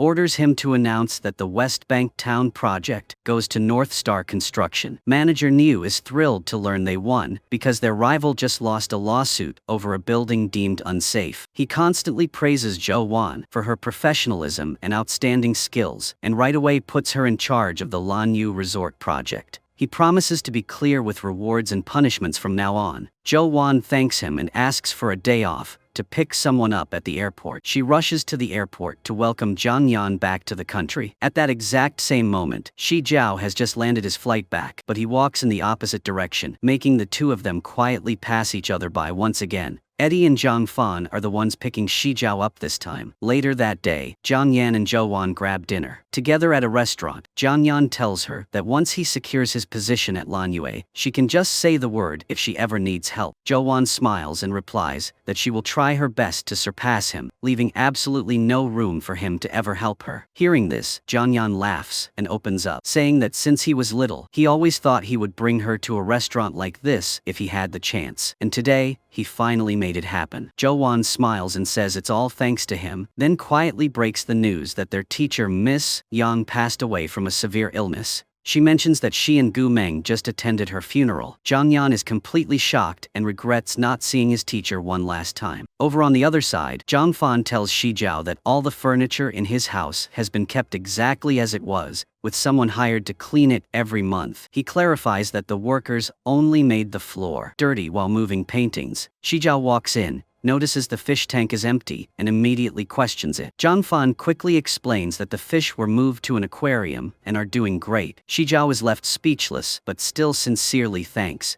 Zhang Fan for taking care of the house all these years. The next morning in the car, Zhang Fan hands a plan to Xi Jiao and says Eddie will handle the deep execution. He adds that for now, the two of them will head to the Pingchuan exhibition center first. At the same time, Zhou Wan and Zhang Yan bring flowers to their old classroom to honor Miss Yang. High school memories suddenly rush back into both their minds. Even though she was strict and tough, Yang truly loved and cared about her students. Zhou Wan notices the classroom has barely changed, except for new desks and updated tech equipment. She quietly sits down in her old seat. Xi Jiao's image pops into her head again, and she secretly wonders where he is right now, and if he still hates her that much. Zhang Yan says he wants to go visit the other teachers. Zhou Wan replies that she already saw them at the funeral 2 days ago, so she passes on the idea. Zhang Yan nods and leaves. Right at that moment, Xi Jiao sees his old high school from the car and decides he wants to go in for a visit. He stands silently in front of Zhou Wan's old seat. Meanwhile, in the next hallway, Zhou Wan walks by in the opposite direction, making them narrowly miss each other once again. The deep longing makes them both look up at the sky, sending their unspoken thoughts into the wind. Xi Jiao gently blows on a dandelion, letting the petals fly away. Zhou Wan happens to see it and remembers the day they both wished upon that very same flower. Even though they are so close in distance, they feel worlds apart, keeping them from reuniting just yet. After that, Xi Jiao heads to the abandoned swimming pool, his eyes tearing up as he sees everything intact, with Zhou Wan being the only thing missing by his side. A moment later, Zhou Wan also finds her way there, overwhelmed with how much she misses him. Hearing footsteps behind her, she assumes it's him, but the person who shows up is Zhang Yan. Having never been here before, he just finds the scenery pretty unique, and then he quietly leaves with Zhou Wan. The next morning at a Lanyue meeting, Zhongyu doesn't understand why a resort project founded by the old chairman over 20 years ago needs an internal design competition. Kailan steps in, arguing that times have changed and they can't just stick to old rules forever. Zhongyu immediately fires back. He points out that the resort project makes up more than 30% of the group's profits, which is enough proof of its success. Kailan calmly replies that Lanyue's subsidiary companies will join the internal competition, and the winner will take charge of Phase 2 of the project. She highlights that this method brings in fresh ideas while reducing risks. At the same time, the project shouldn't just stay in one person's hands, but instead offer a fair chance for everyone to compete. Hearing this makes Zhongyu furious, but he can't argue against it. On another note, Grandpa Lu is super happy to see his grandson back from studying abroad. Xi Jiao smiles and mentions that he checked in before coming back and knew his grandfather's health was doing great. Grandpa Lu laughs and says the only reason for that is because he takes more medicine than actual food every day. He asks how long his grandson plans to stay this time. Xi Jiao replies that he came back to host an art exhibition, so he'll be around for a while. He opens up, saying that even though he listened to his dad and studied economics before, his true passion is still painting. Hearing this,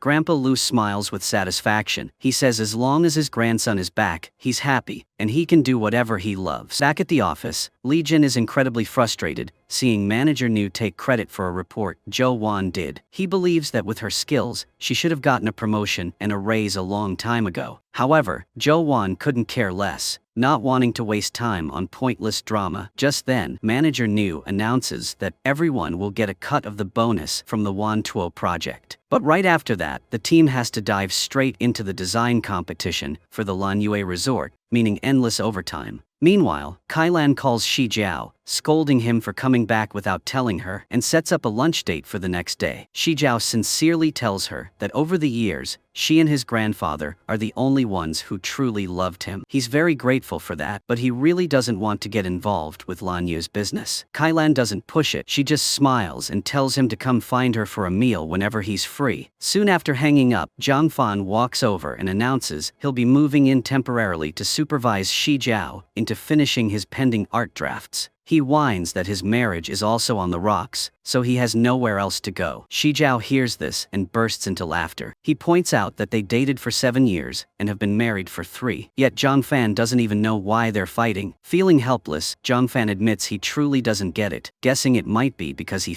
left the toilet seat up or forgot to hang the clothes. Gu Meng just washed. On the flip side, a teary-eyed Gu Meng shows up at Zhou Wan's place asking to crash, dropping Zhou Wan's jaw in shock. Gu Meng chokes up, saying that if it wasn't for the mandatory mediation period today, she would have filed for divorce already. She vents that for her birthday, all she wanted was a scented candle. But Zhang Fan straight up gifted her a fire extinguisher, claiming he bought it to put out her fiery temper. He even made excuses saying the candle was custom ordered. Zhou Wan just shakes her head, thinking Zhang Fan's brain is definitely wired differently, though the idea is quite unique. Gu Meng continues pouring her heart out, saying what she needs most is for Zhang Fan to be there when she needs him. But every time she gets off work exhausted, has good news to share, or just wants to cry over something sad, he's never around, making her slowly forget what role he even plays in her life. Zhou Wan gently comforts her, advising that if she doesn't want to force it, she shouldn't. She tells her to just cry if she wants to, and not hold it in. Gu Meng shyly admits that as Zhang Fan gets more successful, she only misses the man from years ago who had eyes only for her. Over on the other side, Zhang Fan is also venting to Xi Jiao, explaining that their newlywed home was bought with their own combined down payment. Gu Meng refused to use his parents' money, so they paid the mortgage little by little together. However, as time went on, they both got way too busy. He complains that the house is still just an empty shell to this day. He can't go home because he's afraid his boys' parents will find out about Gu Meng wanting a divorce, so he has to beg Xi Jiao to let him crash for a while. Hearing this, Xi Jiao just nods in agreement. Meanwhile, Zhou Wan tells Gu Meng to relax and stay, saying she'll head out to a nearby convenience store to buy some extra personal items. At that same time, Xi Jiao is taking the puppy, Xiao Lu, for a walk while talking on the phone with Eddie about color adjustments for his painting. After ending the call, he happens to spot the arcade machine from the old arcade shop, ties Xiaolu's leash to a tree outside, and walks right in. Once inside, the staff tells Xi Jiao that the boss bought this old machine just for decoration. He decides to test it out, and is surprised to find that his old shooting record has still never been beaten. Xi Jiao can't help but smile, as all the memories of him and Zhou Wan at the arcade come rushing back. Outside, after finishing her shopping, Zhou Wan happens to see a dog and bends down to pet it, completely unaware that it's the very same Xiaolu from the past. Just as Xi Jiao walks out, he immediately freezes. Tears start pouring down his face because he's finally reunited with Zhou Wan after years of missing her. Feeling a mix of joy and sorrow, he chokes up and tells her that this is Xiaolu, the dog he and the girl he loved used to raise together before she abandoned it. He also brings up his past warning, reminding her that he told her never to let him see her again, or else she would definitely be crying and begging him. Hearing those words makes Zhou Wan's heart sting, and her tears quietly fall. But she tries her best to hold back her emotions, coldly saying that she's forgotten a lot of things, and that he should forget too, before turning and walking away in tears, leaving Xi Jiao with nothing but a bitter smile. Back at the art studio, Xi Jiao can't hold back his emotions anymore. He starts smashing things left and right to let out all the built-up frustration in his heart. Meanwhile, Zhou Wan lies in bed tossing and turning all night, unable to sleep a wink, while Gu Meng sleeps soundly like nothing even happened. The next morning,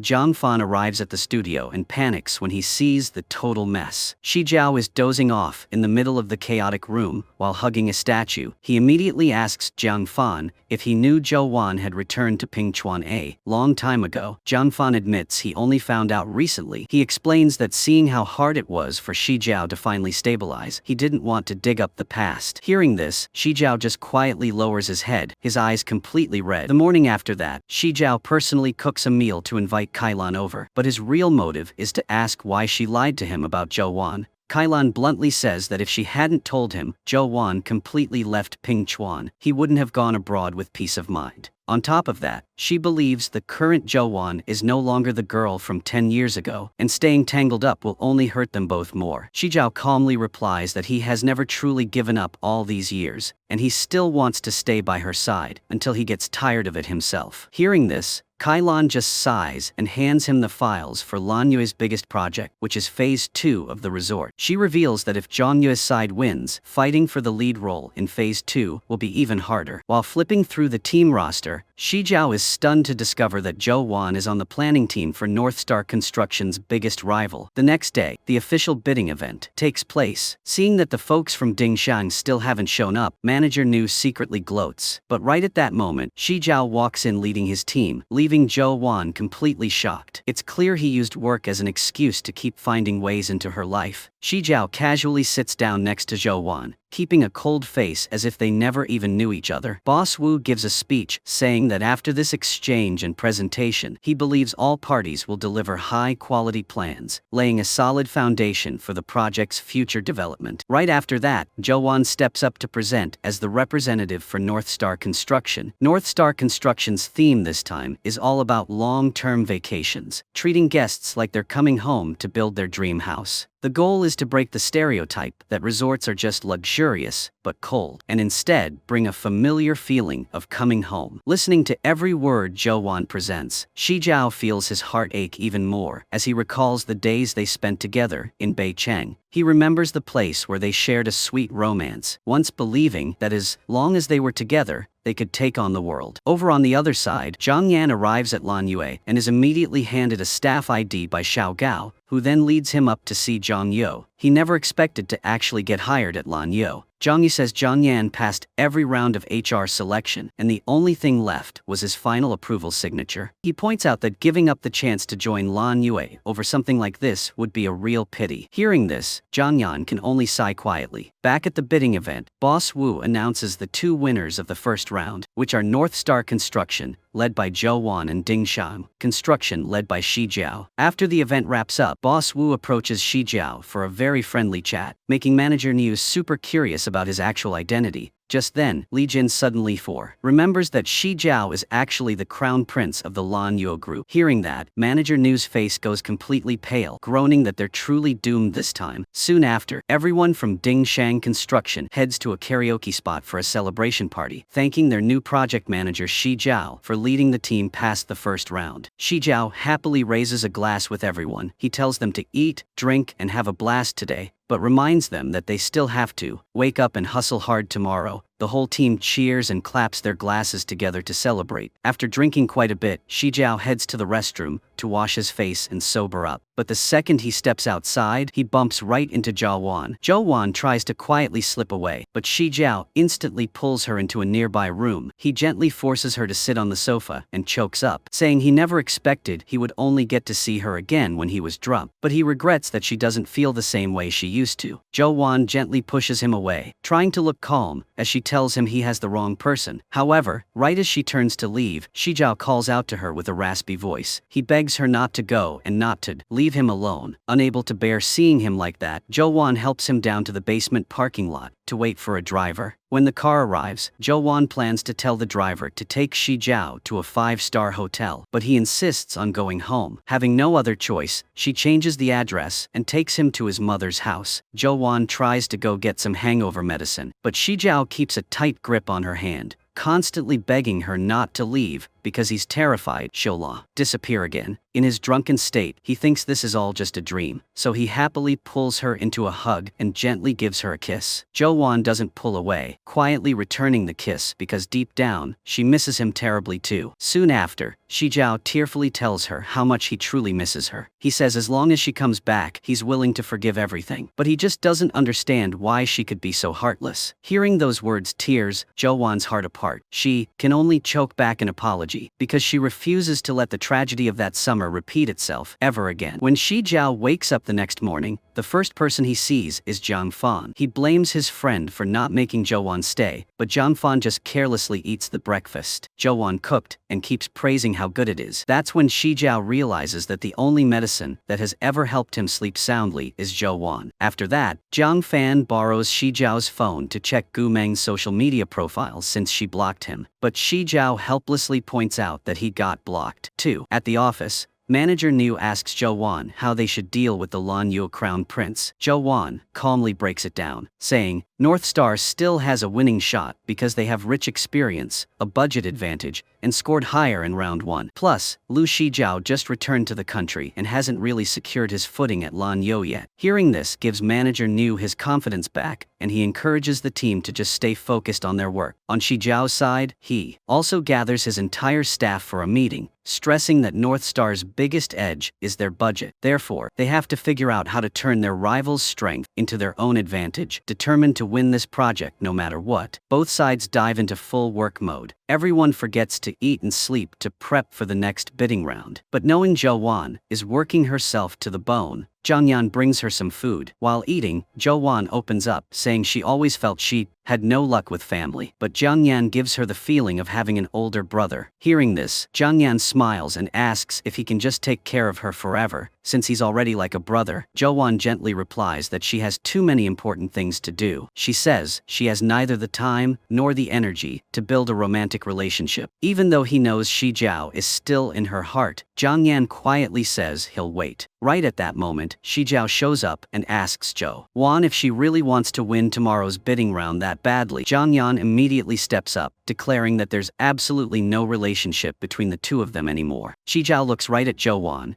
and repeats the words he said years ago. He claims that if they ever met again, he would definitely make her cry and beg him. Zhou Wan just calmly calls him childish. Hearing that, Xi Jiao turns and walks away, carrying the hope that one day she'll be the one to come looking for him. Zhou Wan just lets out a soft sigh. She takes a beer up to the rooftop, leaving Zhang Yan standing there with sadness. He can't hide. Xi Jiao goes home, stares at himself in the mirror, and tells himself he has to win tomorrow's bidding event at all costs. When the results are finally announced, Manager Niu can only bitterly accept defeat. Meanwhile, Zhou Wan sits completely still, clenching her hands to stay calm and swallowing all her emotions. The next morning, Zhou Wan and Gu Meng head to the resort to relax. Few people know that this place used to be her father's factory. Because business went bad, the factory had to shut down. After the land was reclaimed, it was transformed into the resort it is today. Before this, Xianling had met up with Zhou Wan and confessed that she wasn't the one who ruined her father. She had been hating the wrong person all these years. She choked up, saying the karma she suffered was enough, so she hoped the mother and daughter could consider their debts settled. After leaving, she wandered the south for years. She shared that she waited tables during the day and worked as a hostess, pouring drinks at night, just to survive. Life was incredibly harsh, and it was during that time she met Zhang Yue. That's when she realized his secretary was the exact same person who came to buy out her family's factory. Even though the guy didn't remember her parents, she figured out the whole story. She realized all men have weaknesses, and Zhang Yue was no exception. From that moment on, she knew she could never go back to being the old Guoyan. After getting close to Zhang Yue, Xianling finally learned that he was the one who teamed up with others to bankrupt Zhou Wan's father's factory. She explains that his goal was to grab that land at any cost to build the resort, using it to prove his skills to his father. Before leaving, she also reminds Zhou Wan that Xi Jiao and Zhou Yue, our father and son. She questions whether those two could truly turn into enemies over this. After hearing the whole truth, Zhou Wan tries hard to hold back her tears and coldly tells Shanling to leave. A deep, extreme hatred for Zhang Yue rises in her heart for causing her father's death. At the same time, she swears to make him lose everything he currently has. Soon after, Zhou Wan takes the initiative to meet Kai Lan and strikes a deal for cooperation. Her only condition is to join the Phase 2 project team for the resort. Xi Jiao had imagined their reunion countless times, but he never thought his wildest dream would become reality. He thinks to himself that in this way, Zhou Wan hasn't changed at all. She acts as calm as if nothing ever happened between them. The next morning, Zhou Wan brings Kai Lan all the documents related to North Star's construction projects.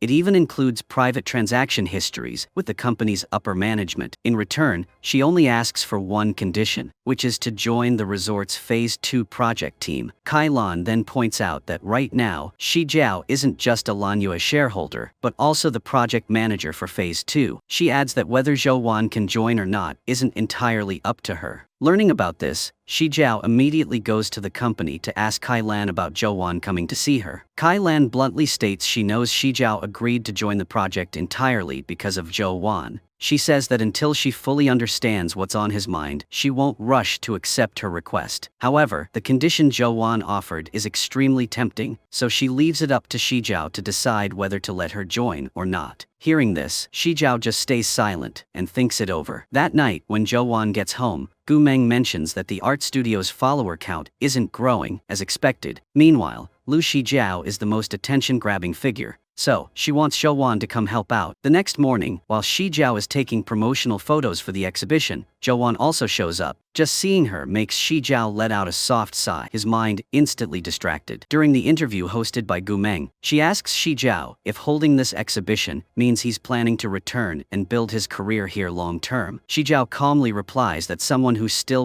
owes him made him change his mind. After coming back, he found out that person is living quite well, so now he's considering whether he should collect that debt. Hearing that, Zhou Wan knows every single word is aimed right at her, but he doesn't stop there. Xi Jiao goes on to share that there was once a person who made winter feel warm, happy, and worth looking forward to. But that very same person pushed him off a cliff, leaving his heart with nothing but pain, regret, and missed chances. He says maybe that's exactly why his painting style naturally formed. Unable to stay and listen any longer, Zhou Wan quietly turns and walks away. Meanwhile, Xi Jiao can only watch her walk away with red eyes full of mixed emotions. After the interview wraps up, Xi Jiao walks over and asks Zhou Wan if she ever regretted their breakup over the past 10 years. Zhou Wan is forced to lie, claiming she never regretted it for even a single minute. That answer makes Xi Jiao furious. He immediately drags her back to his house and demands she be his model, and in exchange, he'll agree to let her join the project team. Having no other choice, Zhou Wan has to accept. While Xi Jiao intentionally throws sarcastic remarks at her, Zhou Wan calmly says that for all these years, he's only been stuck on hatred. That statement makes Xi Jiao even angrier. He corners her against the wall and declares that back then, she was the only one who did him wrong. He demands to know what right she has to say things like that. After that, he demands that Zhou Wan become his special assistant from now on. Feeling guilty deep down, Zhou Wan agrees without any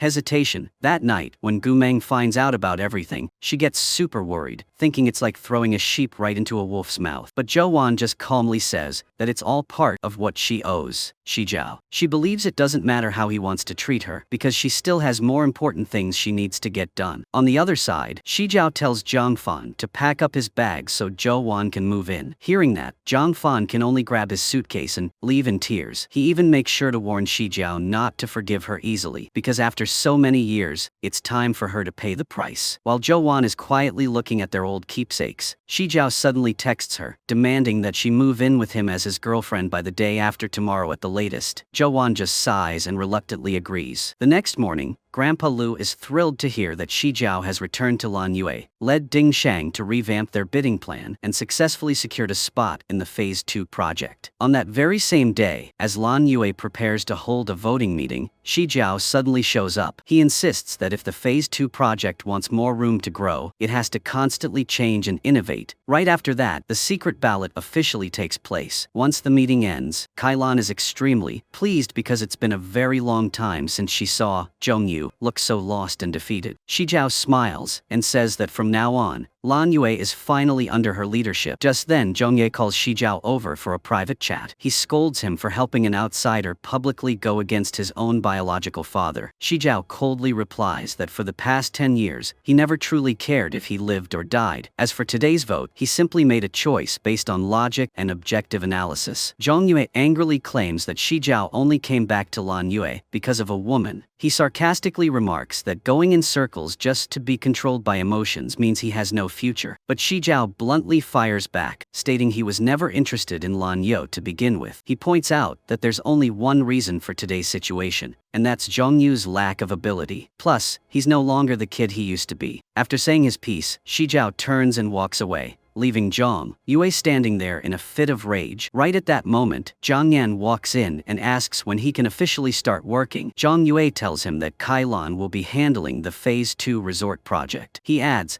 that he wants Zhang Yan to act as the bridge between the project team and the headquarters. Hearing this, Zhang Yan instantly realizes that the reason Zhong Yue hired him into Lan Yue was to be his eyes and ears. Zhong Yue also bluntly states that it isn't like he doesn't have people to use, he just hoped that person would be his own son. He says that one day, when Lan Yue belongs to him, it'll also belong to Zhang Yan. That night, Zhang Yan invites Zhou Wan up to the rooftop to chat. He sighs and says that it was hard enough to grow up, yet the headaches just keep piling up. Zhou Wan just smiles, thinking that at least right now, they are both trying hard to chase what they truly want to do. After that, she announces she is joining Lan Yue and will be part of the resort's Phase 2 project team. Zhang Yan instantly tells her that he's ready to help with anything she needs. Zhou Wan is grateful, but gently turns him down, because there are some things she just has to handle on her own. The next morning, Xi Jiao personally comes to pick up Zhou Wan. He confesses he's just scared she'll quietly disappear again like she did years ago. He expresses that if that happens, he wouldn't know where to find her anymore. After bringing Zhou Wan to his place, Xi Jiao casually sets it up so she shares a room with him. Zhou Wan is stunned, feeling like Xi Jiao is just being way too unreasonable, but her heart isn't strong enough to actually say no to him. When Zhou Wan steps out after taking a shower, she sees Xi Jiao still sitting there waiting for her. She softly asks if he called her here just for this. Feeling a mix of love and hate, Xi Jiao coldly replies, asking if she seriously thinks he still loves her. Hearing those words, Zhou Wan quietly unbuttons her shirt herself and walks right up to him. But that move doesn't calm Xi Jiao down at all. It actually makes all his suppressed emotions blow up entirely. He pins her down on the bed and painfully asks if she really thinks doing this will erase everything between them. After saying that, Xi Jiao immediately turns and walks into the bathroom. The cold water can't wash away the pain in his heart. Instead, he feels it just makes the memories and the guilt burn even more. When Xi Jiao finishes showering and comes out, he sees Zhou Wan still lying quietly on the bed. He just silently lies down next to her, but doesn't even dare to pull the blanket up. Meanwhile, Zhou Wan tosses and turns all night, unable to catch a wink of sleep. The next morning, Xi Jiao only gives Zhou Wan 30 minutes to get ready before taking her to the company with him. He arrives early to join the project meeting. A little while later, Zhou Wan also makes her appearance as Xi Jiao's special assistant, but neither of them expected Zhang Yan to be appointed as the strategic director for the Phase 2 project. After the meeting, Zhou Wan takes the initiative to go see Zhang Yan. Through their chat, she learns he joined the project team on orders from Zhong Yu. She also mentions that she won't be going home for a while. Before Zhang Yan can even process the reason, Xi Jiao happens to walk by and coldly orders Zhou Wan to go make him a coffee. While Zhou Wan is getting the coffee ready, she accidentally overhears a few coworkers gossiping behind their backs. They mockingly say that she used to be a big deal at North Star Construction, but now she's thick-skinned enough to cling on to Xi Jiao. Hearing those words makes Xi Jiao instantly furious. When they get home that night, Xi Jiao lists off a bunch of dishes and demands that Zhou Wan cook them for him. But when they open the fridge,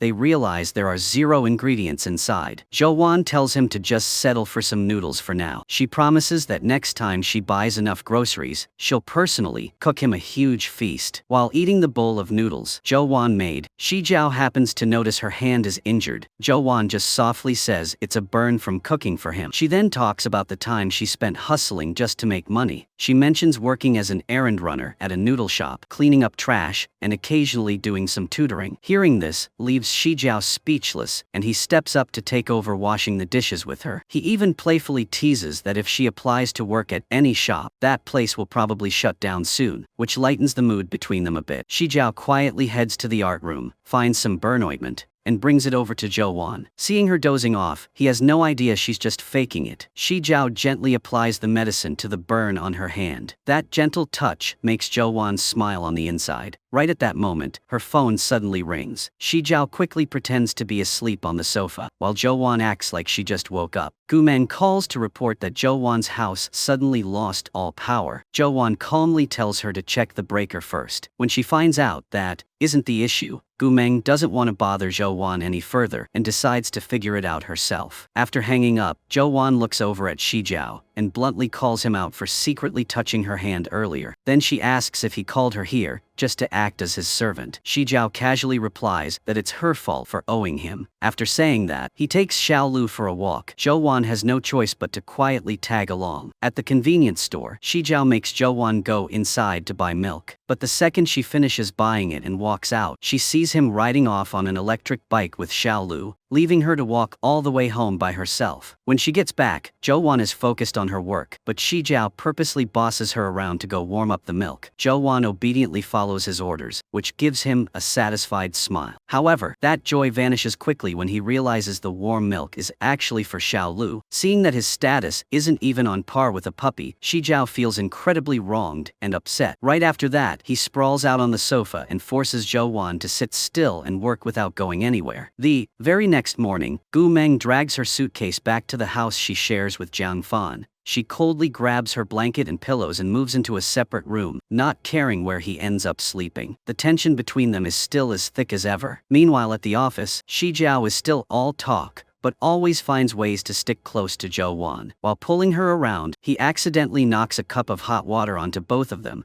Just then, Zhang Yan walks over. He immediately steps between them and coldly tells Xi Jiao to go wash up if his hands are dirty. Xi Jiao refuses to back down. He just casually replies that he has an assistant to handle it, then coldly turns and walks away. After that, Zhang Yan invites Zhou Wan to go visit his mother with him, since she hasn't seen her in a long time and misses her dearly. Just as he spots Zhou Wan getting ready to head out, Xi Jiao purposely raises his voice to remind her to meet him in the parking garage after work. Zhou Wan immediately texts back saying she has plans tonight and can't go home together. Xi Jiao purposely speaks loudly again, reminding her not to forget her duties. It's only when Zhou Wan texts back that she'll come home to cook for him that Xi Jiao is finally satisfied and lets her leave. While Zhang Yan and Zhou Wan visit his mom at the nursing home, Xi Jiao hits the supermarket alone to buy all the ingredients. He just wants to eat a meal cooked by Zhou Wan herself tonight. At the nursing home, Zhou Wan learns that Zhang Yan's mother has Alzheimer's disease. She realizes that over the past 2 years, her memory has gotten blurrier and her mind drifts in and out of clarity. It's only then that she understands why he decided to come back to Pingchuan after being away for so many years. Meanwhile, Xi Jiao keeps texting to ask Zhou Wan what he should buy. Seeing her give half-hearted replies, he gets annoyed and just randomly fills the cart with all sorts of groceries. On the way back, Zhang Yan finds out that Xi Jiao was the one who helped Zhou Wan get the job at Lan Yue. Right at that moment, her phone lights up with another text from Xi Jiao. Zhang Yan softly says that he just hopes whenever she runs into trouble, she'll think of him first. But Zhou Wan quietly replies that there are some things you can't just share or face together, simply because you're friends. That night, as Xi Jiao drives back, he spots Zhou Wan from a distance, still standing there talking with Zhang Yan. Just that one brief moment is enough to make a wave of uncontrollable jealousy rise up in his heart. Just looking at Xi Jiao's face, Zhou Wan already knows he's throwing a fit again. She explains that taking care of his daily life doesn't mean giving up her personal freedom, but Xi Jiao refuses to listen, secretly sulking just because she gave half-hearted replies to his texts. The way he acts makes Zhou Wan laugh because he's acting exactly like an overbearing CEO. That night, Xi Jiao pulls Zhou Wan into his arms, using the excuse that he can only sleep well if he hugs her, making her too afraid to even move. The next morning, Boss Wang sends fresh flowers to Zhou Wan and sets up a meeting at a suburban club to discuss business. He uses the excuse of going on a long business trip in the afternoon, making it impossible for Zhou Wan to say no. Before walking in, she quietly turns on her voice recorder. Sure enough, Boss Wang quickly shows his true creepy colors and tries to force himself on her. Zhou Wan immediately kicks him right where it hurts, sprays pepper spray in his face, and rushes out so fast she doesn't even grab her shoes. Back home, Zhou Wan sits there listening to the recording, feeling super anxious, but she still doesn't tell Xi Jiao about being harassed. The next morning, Boss Wang's wife brings a whole group of people over to falsely accuse Zhou Wan of being a homewrecker, trying to steal her husband. They keep shouting insults, which makes Xi Jiao extremely furious, and he immediately kicks them all out. Afterward, he worriedly asks her what's going on, and Zhou Wan finally tells him everything that happened the day before. Xi Jiao tries his best to suppress his rage and tells her to take a few days off. At the same time, he immediately orders V to investigate Shanghai Entertainment. While Zhou Wan is working from home, she suddenly sees news breaking that Shanghai Entertainment has been exposed for a bunch of sick behaviors, sending shockwaves across social media. Right at that moment, Zhang Fan calls and asks her for a favor to find Xi Jiao's award certificates. While searching the art room, Zhou Wan accidentally finds a ton of sleeping pills along with Xi Jiao's diary. Just reading the first few pages makes her break down in tears. It's then that Zhou Wan realizes her, leaving left a massive scar in Xi Jiao's heart, trapping him in endless sleepless nights. Her tears fall endlessly on every page of the diary, her heart aching as she realizes he's been silently suffering through all this time. A moment later, Xi Jiao returns home. Seeing him head to the kitchen to cook, Zhou Wan obediently steps up, puts on an apron, and helps him. She still feels anxious, worried that Xi Jiao ruined Lan Yue's long-term partnership with Shanghai just for her. But in Xi Jiao's heart, no one in this world is allowed to bully his Zhou Wan except him. Remembering the diary and the psychological therapy report she read earlier, Zhou Wan realizes that Xi Jiao is truly suffering from an illness. Xi Jiao also admits that his insomnia wasn't caused by her, but actually started after his mother passed away. He reveals that his symptoms only started to improve after Zhou Wan came into his life. Because of that, he never blamed her. He also tells her that if she ever wants to leave one day, he won't stop her. However, Zhou Wan has no intention of leaving. Right now, all she wants is to stay by his side until he fully recovers. Hearing this, Xi Jiao gently hugs her from behind, treating her as his one and only cure. Zhou Wan smiles happily, and together they enjoy the bowls of noodles they just cooked. The next morning, Xi Jiao personally drives Zhou Wan to work. Along the way, he keeps glancing at her with a gentle look and a happy smile, making Zhou Wan so shy she doesn't know how to react. When she steps into the meeting, Zhou Wan suggests cutting off all partnership plans with Shanghai Entertainment after everything that just happened. At the same time, she points out that Wan Heihui and Chao Shanghuang Chu are the only suitable partners left. Hearing this,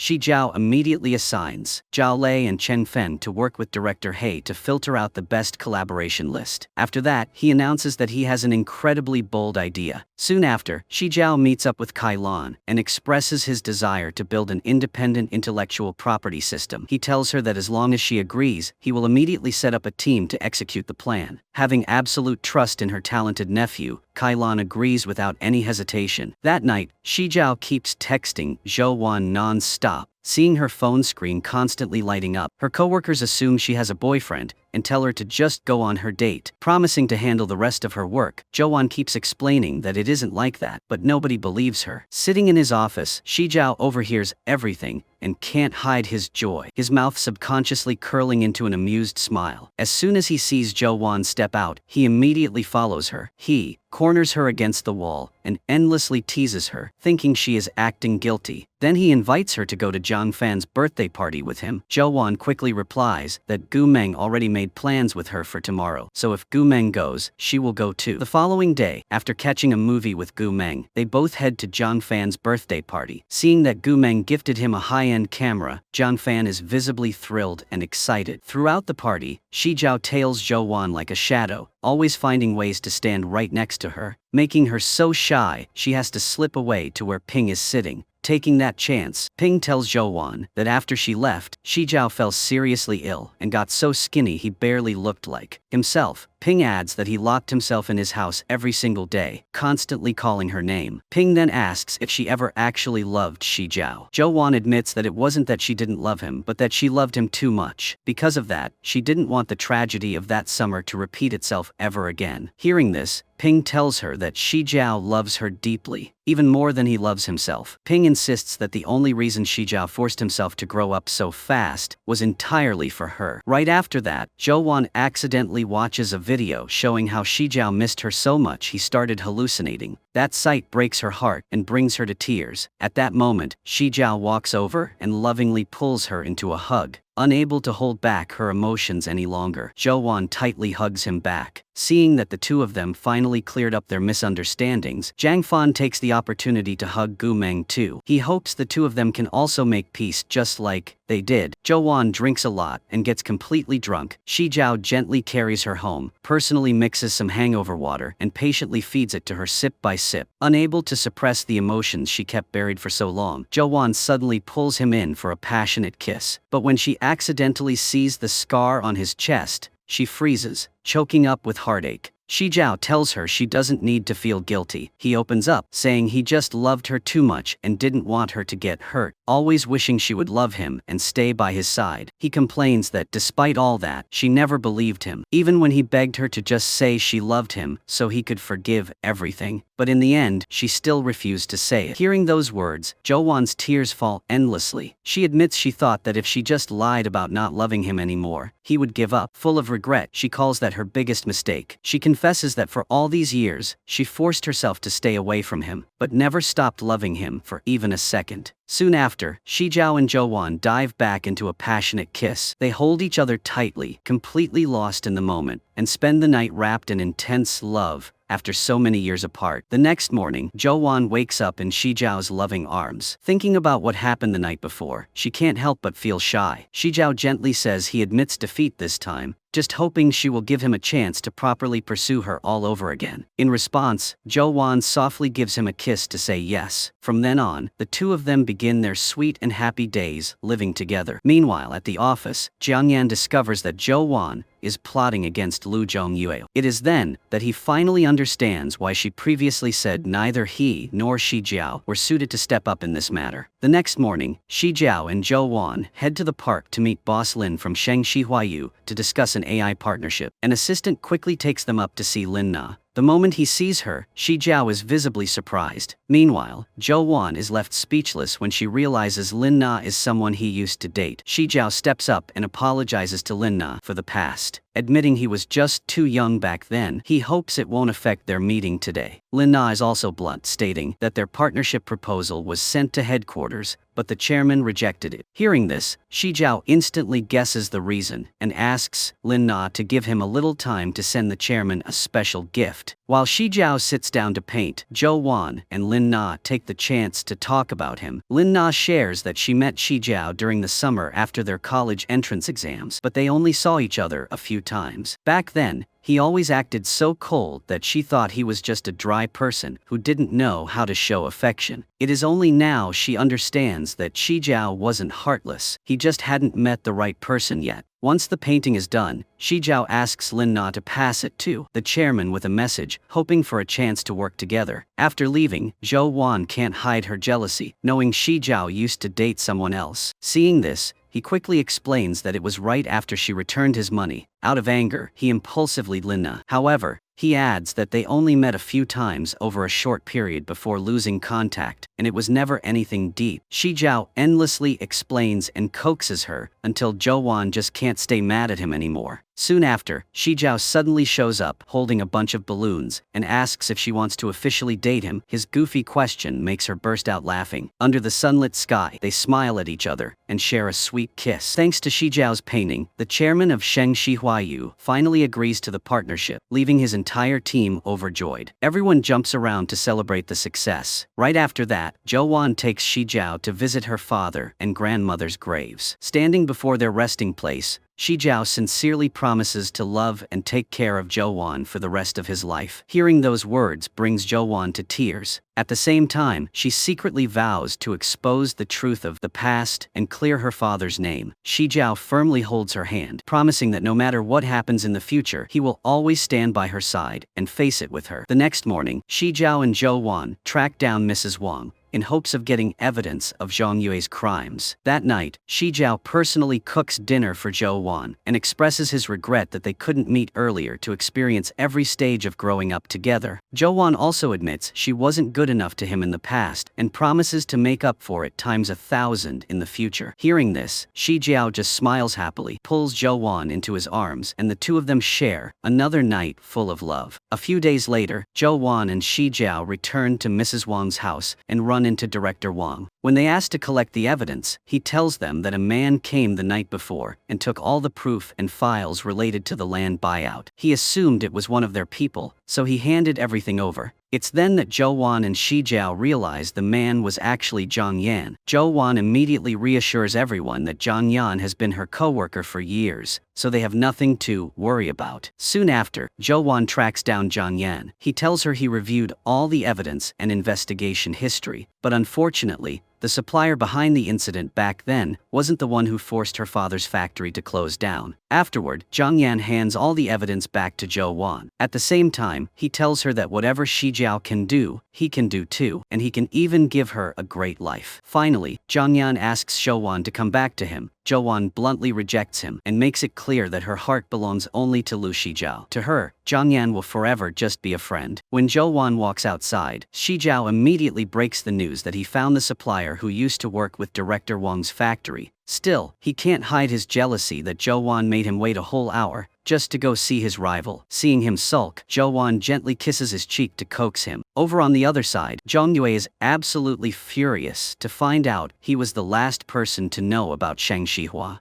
partnering with Lan Yue. He loudly threatens Zhang Yan, claiming that since he was the one who put him in his current position, he can drag him right back down at any moment. But Zhang Yan doesn't flinch at all, knowing that in Zhang Yu's eyes, everyone is just a tool to serve his own future. He calls him out, saying it's so bad that even his own biological son slowly started to despise and hate him. Meanwhile, Director Wang gets cornered by a group of thugs demanding debt payments. It's only then he realizes that Xi Jiao and Zhou Wan are actually from Lan Yue. At the same time, Xi Jiao discovers that Zhou Wan has been kidnapped by Director Wang. He immediately orders the security staff to call the police, then teams up with Zhang Yan to rush off and save her. In the car, Xi Jiao is furious, blaming Zhang Yan for making everything so complicated. He coldly declares that if anything happens to Zhou Wan, he will absolutely never let him off the hook. By this time, Zhou Wan is tied up and taken to an abandoned appliance factory in Yinshan. Director Wang cries out in pain, saying that every tragedy in his life was caused single-handedly by Zhang Yue. Hearing this, Zhou Wan also reveals that Zhang Yue was the one who drove her father to bankruptcy, burying her whole family in massive debt. She adds that her father fell ill and died from the extreme stress and despair. However, Director Wang doesn't buy it at all, because in his eyes, Xi Jiao is still Zhang Yue's son. Driven by pure desperation, he immediately lights a fire, determined to burn Zhou Wan to death for revenge. Right at that moment, Xi Jiao shows up. He tells Director Wang that if he wants to threaten Zhang Yu, he should take him hostage instead, because killing Zhou Wan won't solve anything. But Director Wang refuses to listen, instantly overpowering and tying up Xi Jiao too. Just then, Zhou Wan manages to untie herself. As the crazed man is about to kill both of them, Zhang Yan arrives just in time and knocks him out cold. Soon after, the police arrive on the scene and arrest Director Wang. Since Zhang Yan hurt his hand during the rescue, Zhou Wan helps him patch up his wound. Seeing this,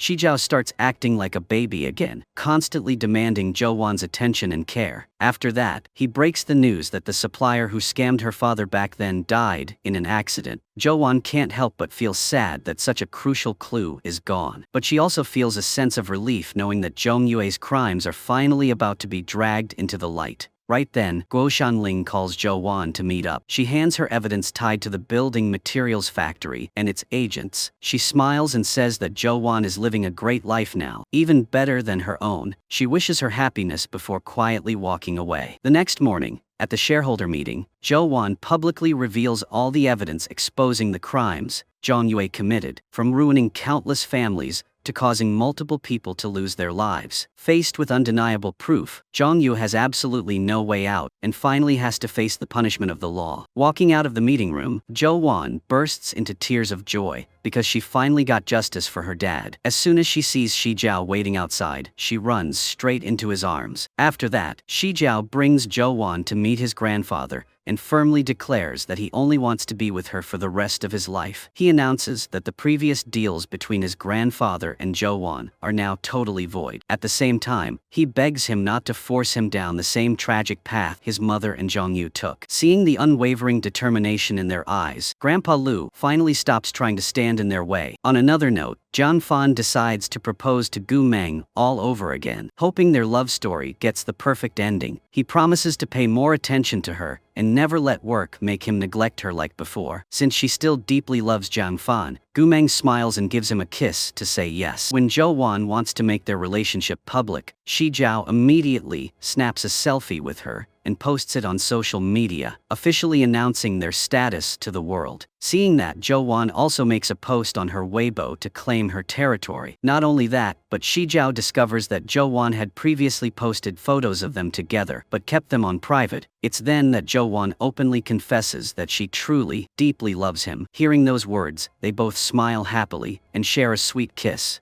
Right after that, Xi Jiao sweeps Zhou Wan into his arms, carries her inside, and personally cooks a meal for her. That night, Zhou Wan takes Xi Jiao to a flower garden and shows him the arcade machine she secretly prepared a long time ago, bringing a flood of beautiful memories rushing back into his mind. Then, gathering all her courage, Zhou Wan takes the initiative to propose to Xi Jiao, catching him completely off guard. Moved by her sincere confession, Xi Jiao is brought to tears, calling it the happiest moment of his entire life. When Zhou Wan asks if he will marry her, Xi Jiao pulls her in for a passionate kiss and nods yes. While Xi Jiao is busy prepping for his art exhibition, Zhou Wan heads to Lanyu to hand-deliver an invitation to Kailan. There, she runs into Zhang Yan. He tells her he quit his job and has decided to let go of all the past grudges with Zhang Yue, prepping to take his mom on a trip abroad. Hearing Zhang Yan sincerely wish her the best, Zhou Wan smiles and wishes that from now on, he lives life purely for himself. Xi Jiao used his happiest moments to paint a portrait of the girl he loves the absolute most. On the official opening day of the exhibition, a huge crowd of art lovers shows up to admire his work. Zhou Wan quietly stares at each painting. She realizes they all recreate the happy times the two of them shared in Beicheng. Then, she happens to spot her small bow hanging on the wall. Following the direction of the arrow,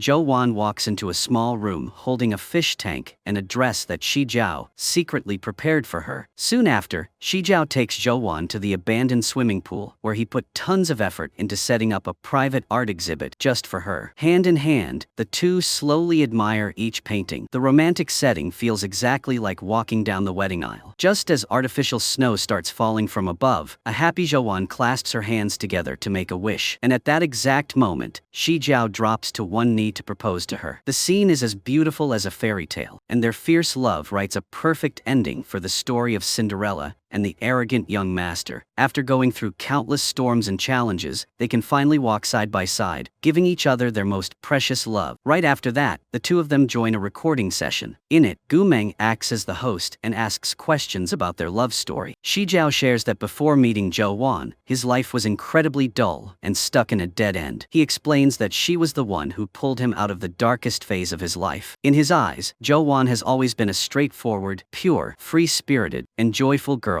who isn't afraid to love or hate. He confesses that without her, there wouldn't be the Xi Jiao standing there today. As for Zhou Wan, she opens up about a time when she hit rock bottom and turned into someone even she didn't like. She adds that she even let down the person she loved the most. Luckily, she says, everything changed the moment Xi Jiao came along. When Gu Meng asks when they first started liking each other, Xi Jiao smiles and says the summer of 2016. However, Zhou Wan catches everyone off guard by saying she liked him way back in 2013, back when Xi Jiao didn't even know she existed. It turns out that year, after getting the news about her grandmother's illness, Zhou Wan was completely devastated. It was Xi Jiao who casually handed her a tissue to wipe her tears. From then on, she secretly kept her eyes on Rebellious, cheeky high school boy. She even quietly waited by the sports field just to snap a secret photo of him. She talks about falling for him all over again when she saw him washing his face under the schoolyard water tap. To Zhou Wan, every time Xi Jiao showed up, it was like a rainbow brightening up her normally gloomy life. She kept that secret hidden for years, and it wasn't until that fateful summer that she finally had the chance to let it out. And with that, Xi Jiao and Zhou Wan's love story comes to a perfect close, leaving viewers with a sweet, healing, and highly emotional romance. Don't forget to like and subscribe to the channel to catch even more amazing movie recaps.